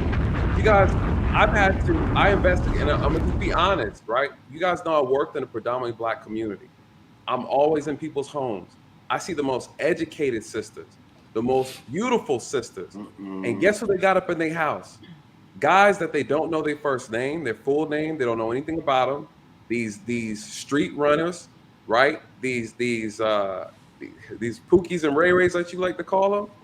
These guys are dominating some of the most quality women. We're talking educated. We're talking women who went to school, women who have good careers and jobs. You're letting these guys borrow your car because they don't have it. You're paying for their insurance. You're letting them stay in your home. You're feeding, you're clothing them. You guys, you are facilitating these men that you are complaining about. Now, just recently in Atlanta, not too long ago, there was an attorney, a female attorney who was deleted by her boyfriend, right? And this guy was a bottom feeder. And question, you ask yourself, what is an attorney dealing with this type of guy for, right? So the reality is, Ela was saying the exact same thing earlier, that women, you guys are not taking accountability. And I know you hate that word, But the accountability, everything you just listed earlier, all the things that you're complaining about are based on the selection that you decided to choose. I'm not saying those men don't exist. I'm saying, why are you fixated on men without a purpose? Why are you fixated on men who are low quality men? Right? Because there are other men out here who are high quality, right? They might not make the most money, right? They might not have the nicest car, but they're better than the man that you selected, right? So women complain, oh, these guys out here getting all these women pregnant. Well, you knew he had 3 baby mamas when you met him. So I'm just talking about the men that you guys are all describing. Now let's talk about the men in this space that you guys are describing. They do not represent all the men that are in this space. Now let's just be clear on that. What we can say though is, why are women taking advice from men who don't know what they're talking about? Why are you taking advice from men that are ignorant? Why are you taking advice from men who are broken? So the issue that I have is that women have a hard time distinguishing and also using a level of discernment that would help them in their best interest to make solid decisions. Every time I hear women talk about these things in this space, they're getting misled, they're getting misinformation, and they're taking it from strangers that they do not know. And then they turn around and complain about it. Then they complain about their behavior. I look at it and I'm saying, that is your choice. That is your decision. You picked the most ignorant person to listen to. You picked the wrong person to follow, and then you turn around and blame it on them. It's not their fault. You can't blame a charlatan for being a charlatan. You have to blame the person who fell for the trick. I say it all the time. It's easier to fool a person than to tell a person they've been fooled. And ladies, a lot of you are easily to be fooled. And that's why we have the problem we have today. And so outside of that, let me look on my list. What else I have on here? Lastly, top two things. Let me just say this. Can I ask you, what are the 2 main qualities you think women possess that has them easily ready to be fooled? Unreasonable standards and expectations, and highly delusional. Highly delusional. Let me say this, and I think this might bring some clarity. And it's not women's fault. This is men too, right? We fall in the same category. Shout out to Lauren and Lucky, right? You guys said this. The biggest problem is there's a lack of balance. But let me just say this. This is what I've seen. And this applies to both sides, you guys, but we're talking about the ladies. When we talk about women have this inability to discern the difference or acknowledge the difference between their wants and their needs when it comes to identifying a good partner. What makes a good partner? Women choose to focus on what they want versus what they need. And then what ends up happening is, and Lauren picked this up, she touched on this. When you get to a point to where now you wanted that drug dealer, you wanted this bad boy, you wanted this type of guy who had this type of image, you wanted him. He checked all the boxes of what you wanted. But what you need is a man, and there's certain characteristics and qualities that make a man, that makes a man a good partner, a good husband, a good provider, and a protector. Well, you ignored those things because it doesn't align with what you want. So then now when you get pregnant by this guy that you wanted, when now you get into some trouble with this guy that you wanted, you then turn around and say, hold on, I need this guy that I picked, the wrong guy. I need him to start acting like a man. Now I need him to have these male qualities, these man qualities. Well, guess what? He never had them. He never exhibited those qualities at all, but you picked them anyways. And then now you're going through real life issues, real life problems, and he's not a man. And then you turn around and ask him to be a man, and he's like, hold on, what? I never had a car. Hey, hold on. I never wanted a job. Hold on. I never wanted to have a purpose. But guess what? You slept with him and validated him. You gave him a baby anyways, even though you knew. And then you turn around and say, hey, I need you to be a father. He said, listen, I don't want to be a father. I never wanted those things. Women can be very, very selfish in what they want. They choose what they want over what they need, even at the detriment of their own safety and their own life. And that is the problem. You can't distinguish the importance between your wants and your needs. And that is the issue that I've seen.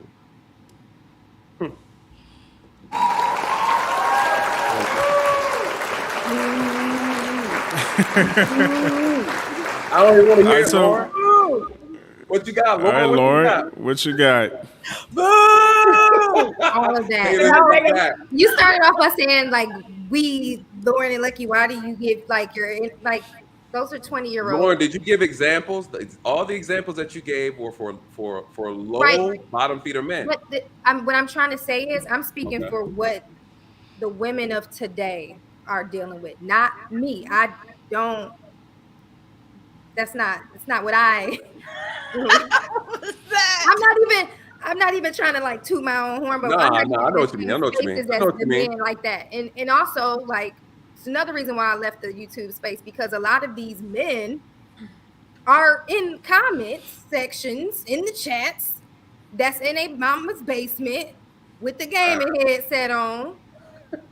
So no, I'm not about to stick around for 4-5 hours on YouTube arguing with these men when I could be actually on a date. That's another reason why I got up out of the YouTube space, because if I do want to find a quality man, I for damn sure ain't gonna find him on YouTube. Hell no. So I just want to say that when I'm speaking about what are described the things like the man that the women are complaining about. I'm speaking from the women, not from me. You know what I'm saying? Understood. I just want to make that extreme. No, you're clear. I probably am one of the few women that actually know, quality, right? And I'm giving you your facts. Like I'm not going to, negate anything that you say, because everything that you said is 100% accurate. But I want to like explicitly state that I know. You better not. So I just want to state that. There's no misunderstanding of like Lauren be messing with homosexuals and have men in her house. Absolutely not. But to your point, Lauren, can you riddle me this though, Lauren? When you hear women make those statements, in your mind, do you ask yourself, lady, you're complaining about the man that you chose and the man that you accepted? Oh, absolutely. And I even question the moves that they make while they're making them. Like you should hear the conversations that I have with. Some of them are friends, some of them I just met, but like, why would you even allow that? Or why would you even in that space to welcome that? Or he showed you this before, he's showing it to you again. How long are you going to stick around? Like, I'm having these conversations, right? But what'd you say? Women don't listen. Not even to their own girlfriends. Not even to their own girlfriends. Correct. So let me just say this. Let me land the plane on this one. One could argue that the men in the manosphere are simply expressing their experiences seeing those situations. I myself have seen it from a professional standpoint. I've seen them from a personal standpoint. And men are saying they're speaking out against that. And they're saying, hey, hold on, listen, this is what we are seeing. But the women are complaining and saying that the men are no good, that they can't find quality men.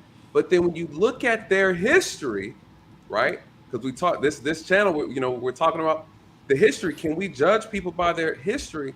Yeah, you kind of can. You can make an educated assumption about the type of men that they're interested in based on the type of men they dated in the past. And that's what I'm hearing the men say in this space. They're pointing out the hypocrisy from women wanting to blame that men don't have it together, that black men are at the bottom, that black men can't get it together. But when I look around, I see black men, I see phenomenal black men. And then I also see the women that the men are complaining about. And these men they have no purpose. They're not active. They don't exhibit any type of leadership skills or quality or character. But then I look at what the woman wanted out of those men, and they check all the boxes. They check all the boxes. And so I think at the end of the day, the question is, we don't know how to date. We don't know how to look for, a lot of us don't know how to look for a proper companion based on characters and quality. Go ahead. You said something about like, can you judge somebody based on their past? Like that's the issue, right? It's like some of the quality men and all, some of them can't get over a person's past. This is true. And that is the issue too, right? Like, I've been a part of conversations because, like I said, like, I'm human. I make mistakes. I was definitely out here in my 20s letting a homosexual running it up. All the things that you not said, running it up. Not running it up. Right. Okay. Entertaining something that shouldn't have been entertained. Right. Entertaining men that I shouldn't have given any second of ounce of my time to, right? Right. So, you know, of course, going to date, a dude's like, oh, so tell me, you know, how your past relationships, you know, obviously they want to get the Carfax, right? Facts. Some of them can't get over, oh, you talk to this dude, him? Like, if he knows him and they know what kind of guy he is, that could have happened 10 years ago, but because you even entertain him, you're off the list. This is true. You know what I'm saying? So it's the reality. Yeah, because guess what? At the end of the day, the reality is this, you know, your resume matters. It does. And I think that's the message that we need to teach men and women, that go ahead. Your behavior.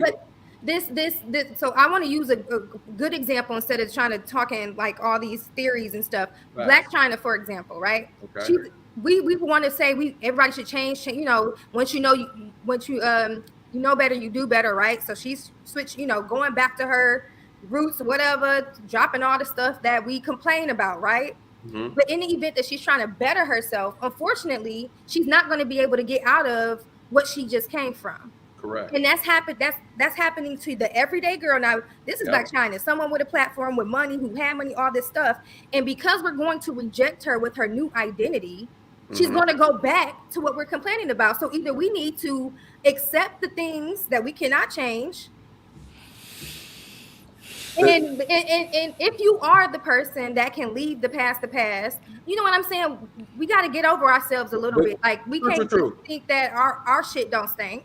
Well, we all come with stuff. You do too, Nathan. Come on. I do. Okay. Listen, I do. But listen, but my stuff is digestible. Some of y'all stuff is some of you guys are insufferable. It's all subjective, Nathan. It is subjective. But it's subjective. But the part that you're missing is when we try to excuse away people's bad behavior from the past, then what it does is incentivize other people around and think that I can be bad right now and then hope for a better tomorrow. And the reality is, no, you need to do your best to be good right now so that you always increase the chances of you having successful opportunities in the future. You know, and here's the thing, just because a felon can get a job doesn't mean he or she's not going to reduce their options of jobs because of their past. Is that correct? You know, so if you commit a crime in your early 20s and you get 3 or 4 felonies, okay, it doesn't mean that you can't get a job in the future. It means that your options dwindle away because what? People look at your past. We can argue whether or not morally that's fair. The reality is that's life. And that's something about life that we have to understand, we have to respect, and we have to accept that our past can create consequences in our present and in our future. It doesn't mean that we judge a person. Because again, I'll tell you one thing right here, Lauren. You meet a guy tomorrow who, unfortunately, say he's an amazing guy, he's successful, but then he has to have this tough conversation with you. He's like, hey, unfortunately, back when I was 18, I got charged with inappropriately messing around with this 16-year-old girl, right? And so now I have to register as what? A sex offender, right? But now fast forward, he's 35 years old. He's a high value guy. Now, does his past not matter? Everywhere you go, guess what? You can't live around. You can't live around schools. Right. You can't live around daycare. That's why I said it's situational. It is situational. I'll add this because I think we have to. All day on this. Yeah, but we have to add the gender dynamic, and the reality is, I use the analogy. I use the analogy of a university and an applicant. Right? If let's say you were the valedictorian of your high school, you busted your ass, you barely had a social life, you got into Harvard. And on the first day of orientation, you saw the nigga who used to cheat off your test sitting right beside you. It would invalidate all the hard work that you put in to get into Harvard. Now, when it comes to the male-female dynamic, because the initial burden of proof falls on men. Men are the ones who have to earn your affection. Men are the ones who have to take you on dates. Men are the ones who have to prove that we're worthy of your time. It matters if I'm paying more for something than somebody else did, right? It matters. Let me use a woman example, for instance. If you bought a purse for $5,000 and then you found out that your friend bought the same purse and got it on discount for $1,000, you'd be pissed. You would feel like you were robbed. Versus if you bought a purse that's worth $5,000 for $1,000. So based on the male-female dynamic, I'm not saying it's right or wrong, but the reality is men are the ones who are pursuing. So if I am a man of status, if I am a man of timba and calabar, as we would say in Nigeria, it matters what your past is. And in Black China's case, she has to resign herself to understanding that the prince is not going to come looking for her. Right. She has to resign herself to understanding that because of her past, she is capped at the caliber of man that she qualifies for. Yeah. And that's just the reality of what it is. And unfortunately, as she ages, unfortunately, as she continues to accumulate baggage, it makes it worse. Yeah. Could you imagine too, a man has to deal with a woman whose body has been augmented, and then now the body that has been, these things, these objects have been removed from her body. Now you're dealing with her looks, you're dealing with her image, you know, you're dealing with all these, her history of how she conducted herself on TV, on social media, you know, all the rumors and allegations, how many men that she's had. So as a man, I'm not saying that she doesn't qualify to get someone. I'm not saying that. I'm saying that her options now are not the same. Right. Yeah. And I just want to make it clear, I'm not saying that we should ignore anybody's past. I'm just saying that we got to get over ourselves and act like there's not something that we have that other people need to get over. Because I think we get into this, I'm like, you know, just, like, what am I trying to say? I think we get into basically like this battle of like, oh, I'm pristine, I didn't go through anything, so I want to find somebody that didn't have the past or whatever. Like, you're gonna find somebody with some shit. So basically what I'm saying is just figure out if it's good for you. It's good for you. It's good for you. But instead of grouping everybody into, if you have a past, you're doomed. And that's what's being broadcasted, is like, oh, if you got this, you're never gonna find a man, or you're just chill on that. I think you know what happens though, and you know, to go back to the viral Kevin Samuels clip, he wasn't telling that woman that she can't get a man. Right. He was telling that woman that she can't get that man. Correct. And what happens is, based on how our current world functions, it doesn't necessarily encourage women to be self-aware. Right? Every woman's a 10. Every woman is beautiful. Every woman is worthy of her Prince Charming. And the reality is, as you put it, your Carfax matter. Your history matters. Your baggage matters, based on the type of man that you want. Now, if Black China comes out and she says she's okay with the man who makes $50,000 a year, which she won't, that would be a different case. But the issue that men are having is, like, a lot of men feel like women are trying to sell them used goods. Women are trying to sell them hand-me-downs at a premium.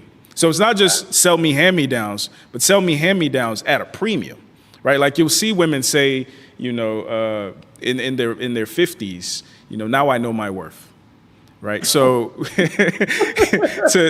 you know, there's a clip of Kevin Samuels. Some lady was like in her 50s saying she's saving herself to a marriage. And he was saying, man, you got 3 kids, you better give away the pussy. So not necessarily that she should, but from a male perspective, and that's why I asked you earlier, how would you move if you were a man? From a male perspective, given the premium that I have to pay up front, I want to know that I'm not paying freaking, you know, Mercedes money for a lemon. So, and let me add this real quick. Lauren, let me get your thoughts on this.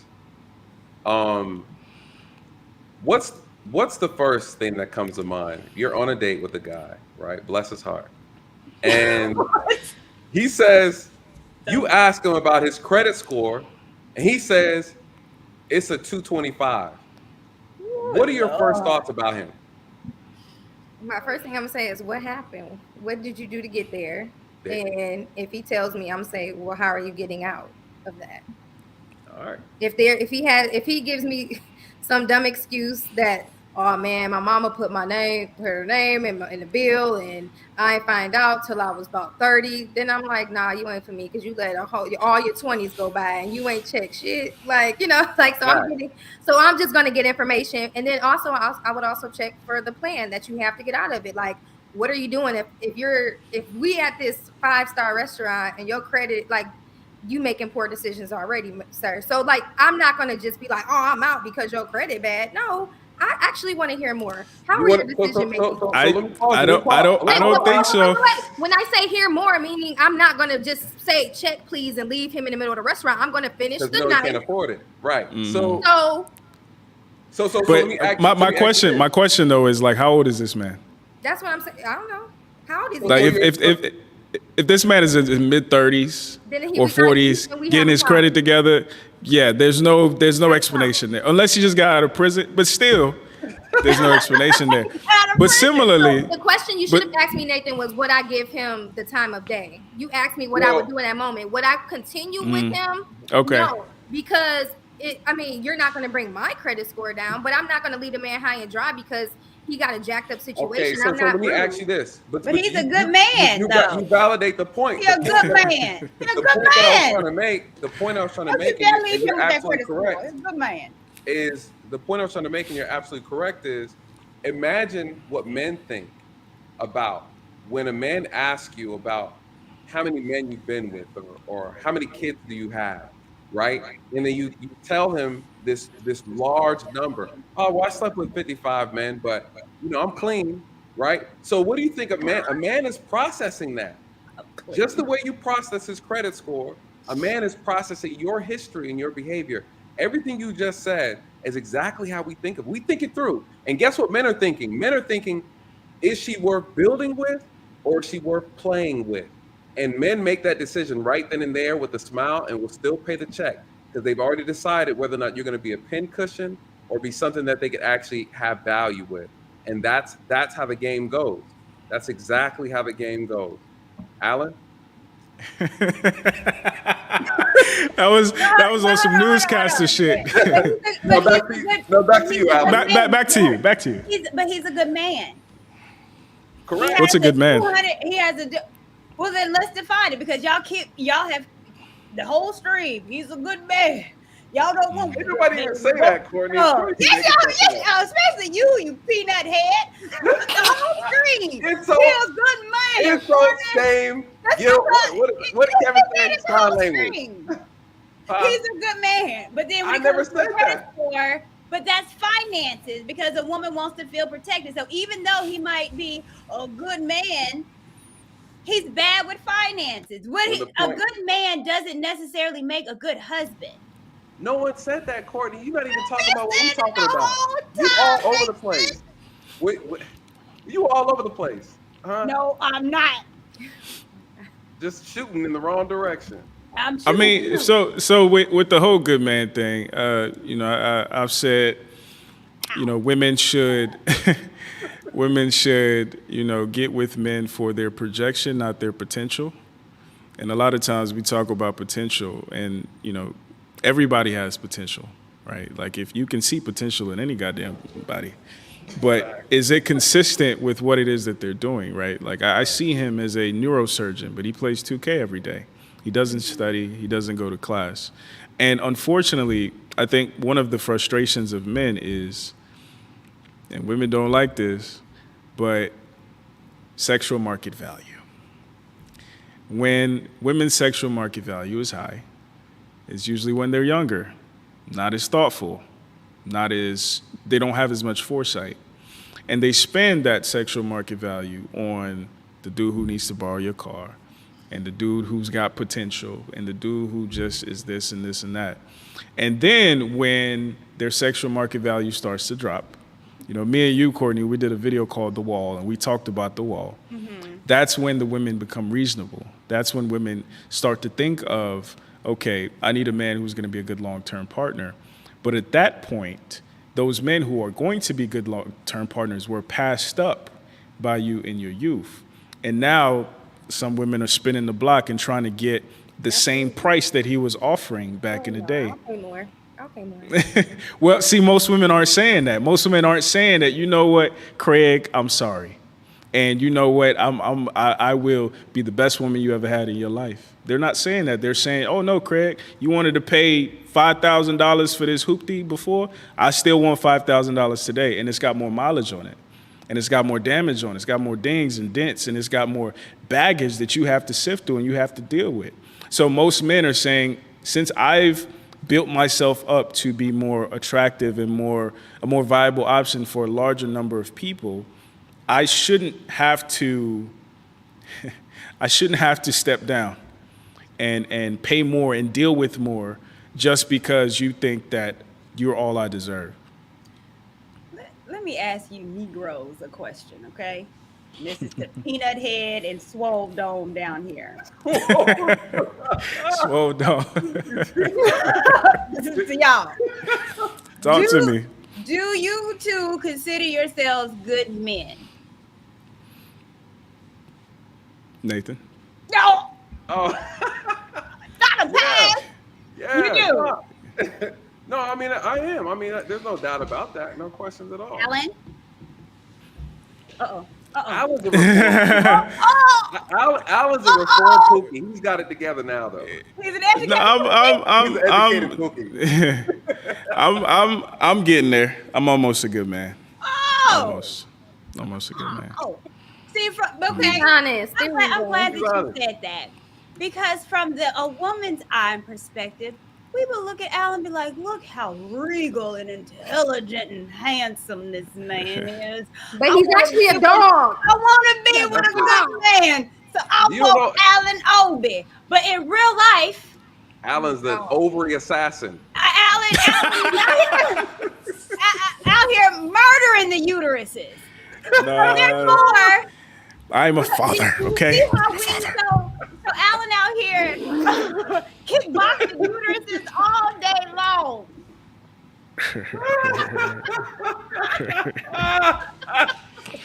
Oh my God! Are we still live? Hold on, we gonna tell this man. Yeah, no, we still live. We still live. So Freak Nick. Freak Nick. No. All right, take care, Lauren. We like the. All right, bye. Thank you. Bye, Lord. I'm call you later. Lord, don't be a stranger in these streets. You gotta I'm back to being a stranger in the ghost. Hope y'all enjoyed this. I'm out. Take care, Lauren.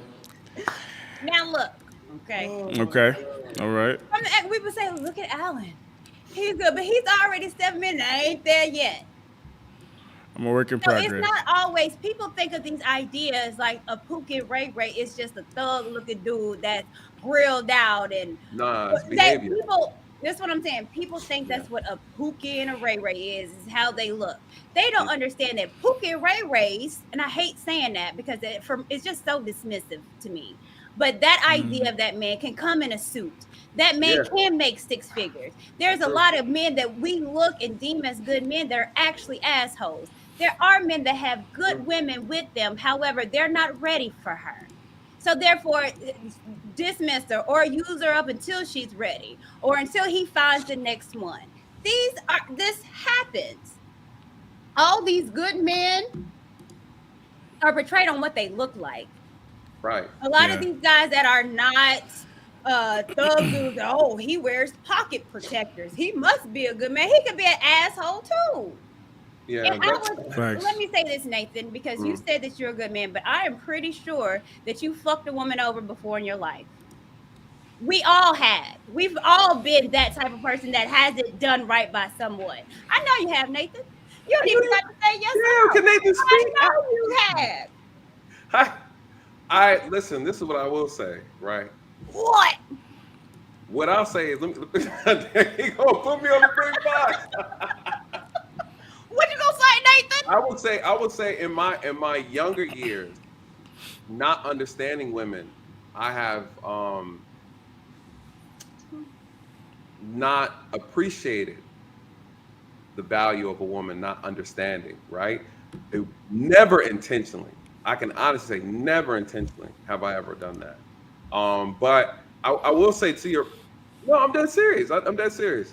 I wasn't raised that way. I just I'm wasn't. gonna get your car back. I'm gonna But ask I mean, you I'll back. say I've made mistakes. Not saying I've made a lot of mistakes, you know, just throughout relationships. But purposely, no. And I would say that I can say that with confidence.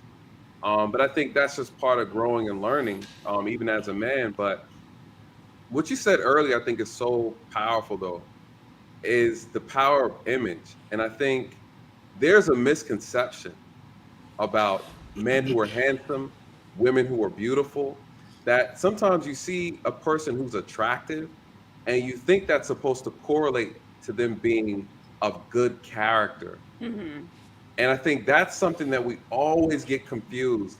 Men fall for it all the time, right? That's Do you have one any thing. examples? One.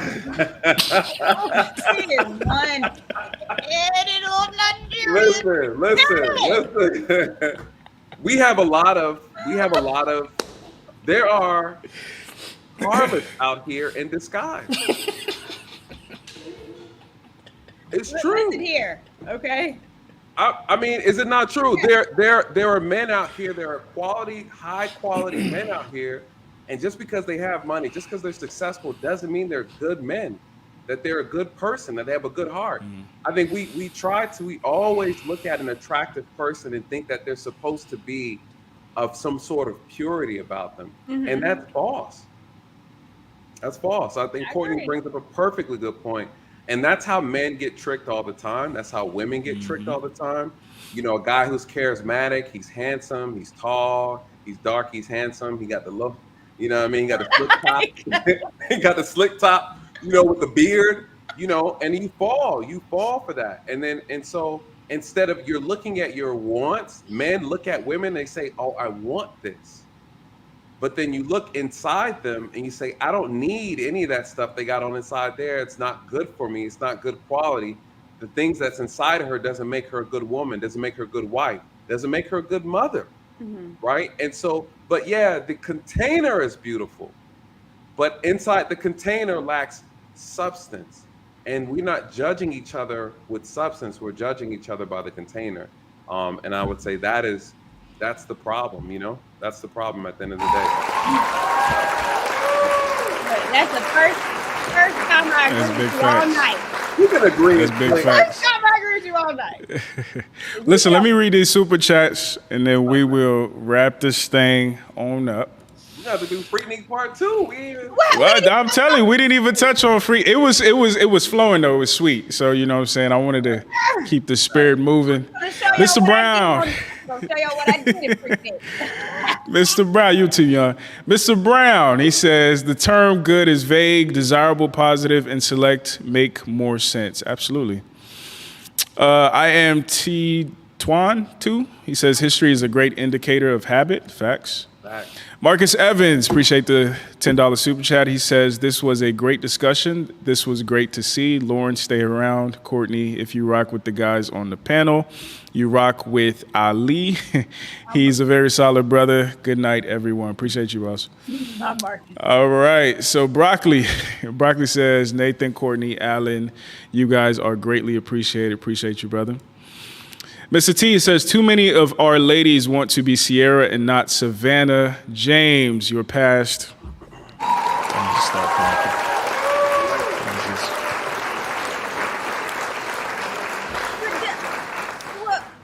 Your past matters. It does matter, but that's not. I mean, Sarah got what a lot of women want.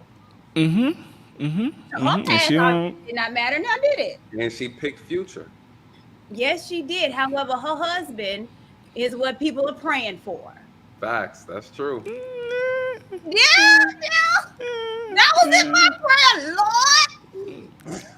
Lord. Men knew who Russell was before women did. Women weren't checking for Russell. If he wasn't a famous quarterback, they wouldn't care.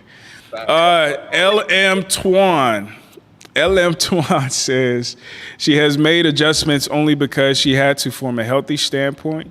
She didn't really change. We don't always get a chance at redemption. That's true. Marcus says, I like your jacket, Courtney.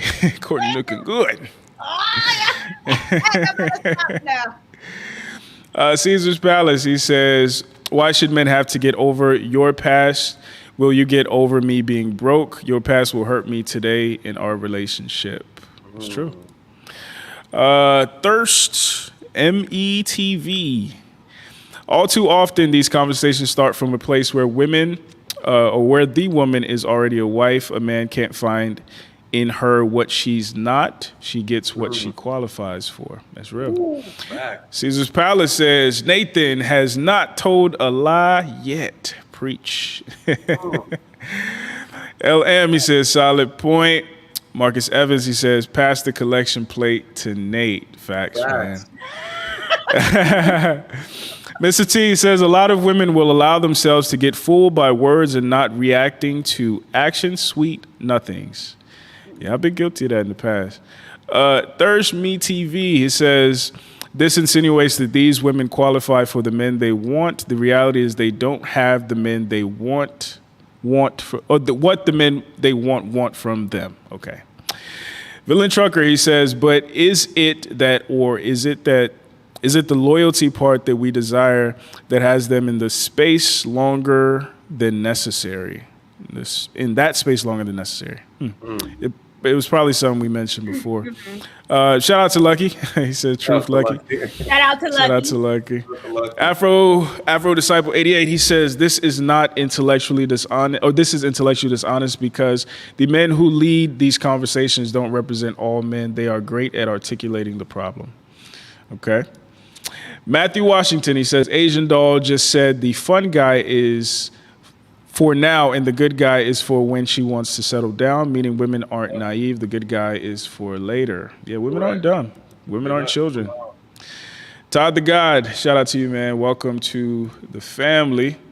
Caesar's Palace says 40K a year will you take this good man? Courtney Michelle, question to you.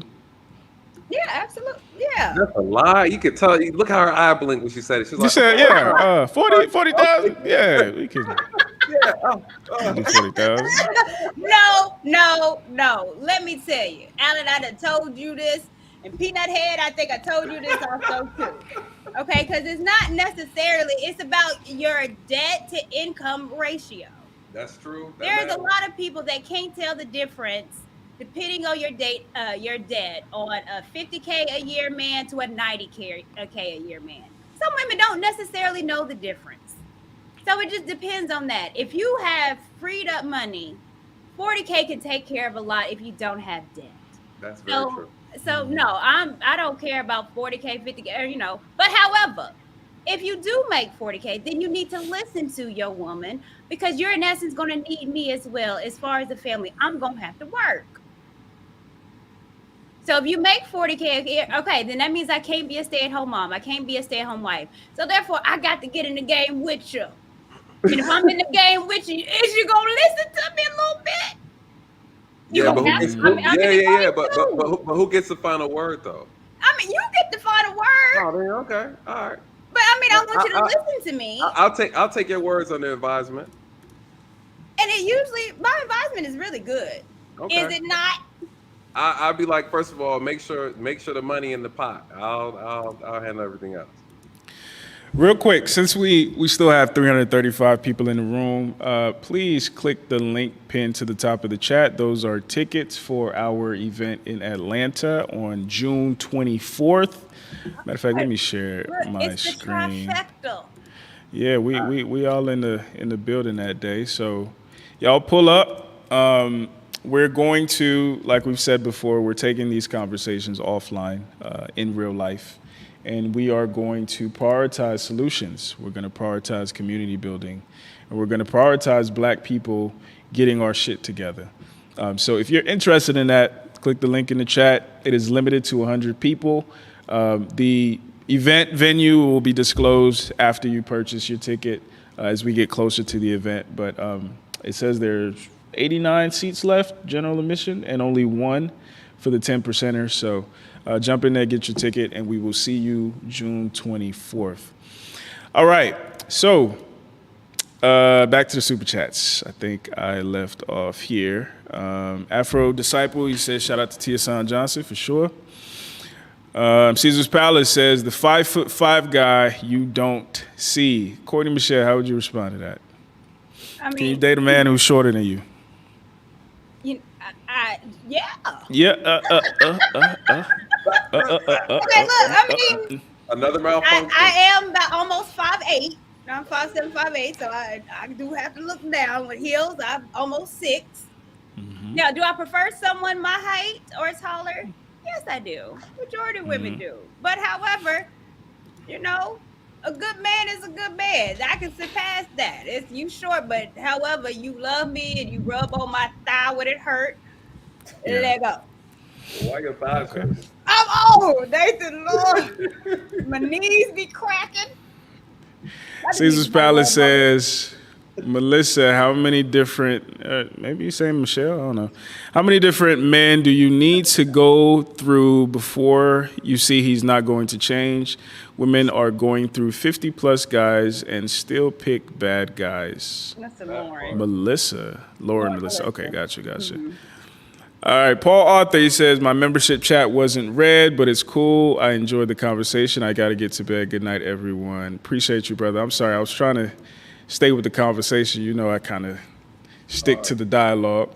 Caesar's Palace, he says, the problem is not that women pick bad boys. The problem is that they blame the same men for their poor choices. You knew he didn't want a baby. Shout out to From Harvey with Love, new member. Yes, sir. Yes, sir. Shout out to the boy. Mr. Brown, he says, I respect that, Courtney. The difference is that you come to this space in good faith. Oh, yeah, we already read this. No. All right. I'm going to give each of y'all. Huh? There's a couple more, I think. Just came in? Yeah. Let me see. Oh, yeah, I see one. Mr. Brown, he says, Nate, you're growing on me, brother. At first, I was thinking you wasn't on code when it comes to white supremacy. I appreciate you for sticking in here.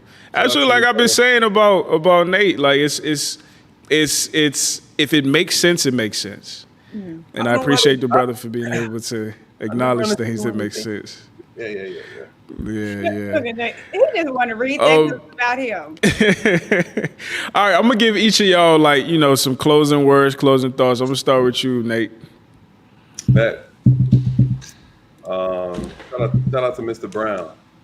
I'm on cold, brother. I'm on cold, man. People just don't like my approach. That's all it is. I just come with a tough love, and we got to do what we got to do attitude. And, some people don't like that. But my closing statements, one, I want to shout out you, Alan. Thank you just for being a good friend, awesome friend.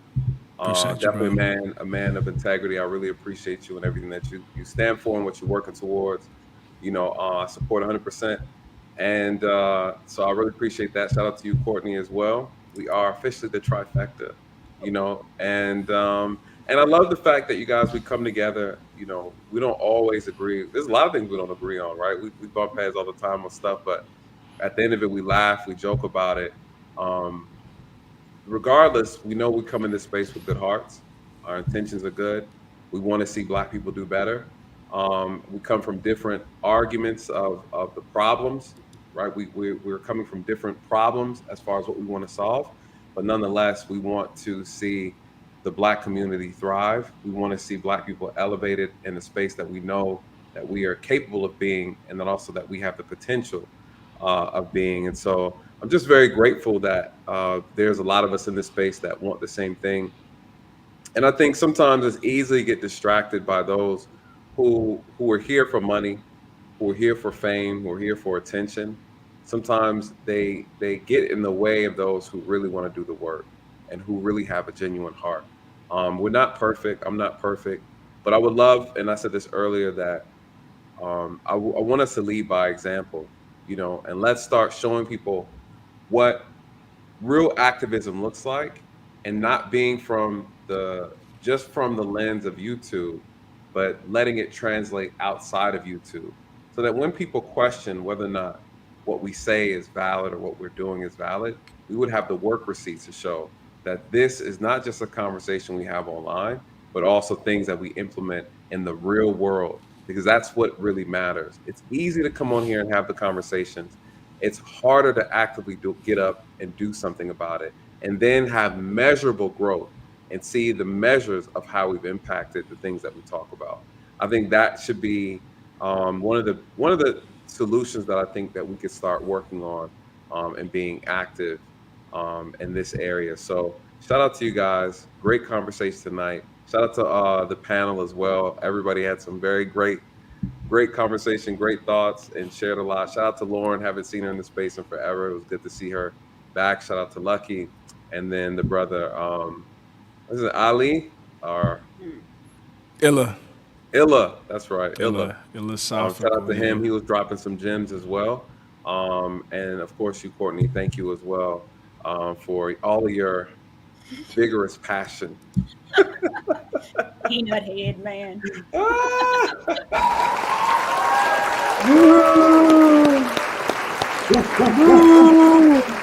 Appreciate you, brother. All right, Courtney, you gotta top that. You gotta top that. Oh, okay. Well, I can't top that because he's said everything that I wanted to say. But I appreciate the conversation, Alan. You need to do more panels. I think this was awesome. And I think this is building a solution. If anyone thought today was going to be, here's the solution and we are going to go out and give it to everybody, it's not. The solution starts here, where it is women and men that are speaking honestly, that are not pandering, that are not trying to get a super chat out of you by parroting or hearing what you want us to say. It is not that. It's real conversations with real women that have experienced some stuff but are speaking honestly. And the honesty part is that we're not going to think like you. And at the end of the day, we never are. And why would you want us to just think like you? I don't want a man to just think like me. I want him to help me grow. And my job is to help you as well. So I appreciate the conversation. You got to do a part 2 because I want to talk about the freak dig. I had my black on. I was about to take the jacket off. I was about to get a character. Yeah, the spirit was moving. You know, we had to let it move. Really good. It's 4 hours already, so you know what I mean. We gonna have to do a part 2 for sure. You just have to do a part 2. Okay. But I'm happy about today, and yeah. I'm happy that this is how panels are supposed to go. Not leaving angry and shit. Like everybody's happy. You need an active moderator. You need but shout out to you, Alan. I think that goes. You moderate really good. Moderate really well. I do this. Yeah. Appreciate y'all. Appreciate y'all. Have I told you guys how proud I am of y'all? No.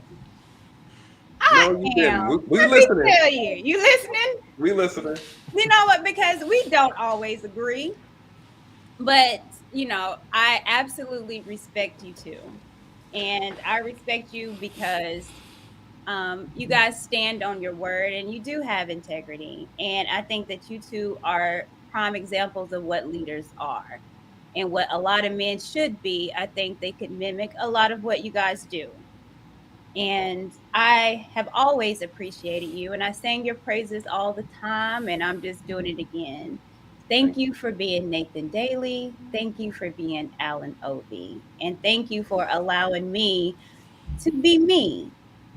And even though I might get on your nerves, but you still love me. And I love you guys. So thank you so much. Y'all you make my heart pitter patter. Not pitter patter. You do. Not pitter patter. But I love you guys. I appreciate both of you guys. Thank you guys so much. I think this was good. This was good. I was last time I did a panel was in 2014. Back when I was still doing these in schools, yeah. And it was in person, so like virtual panels is new to me. But no, this was good. I appreciate you guys.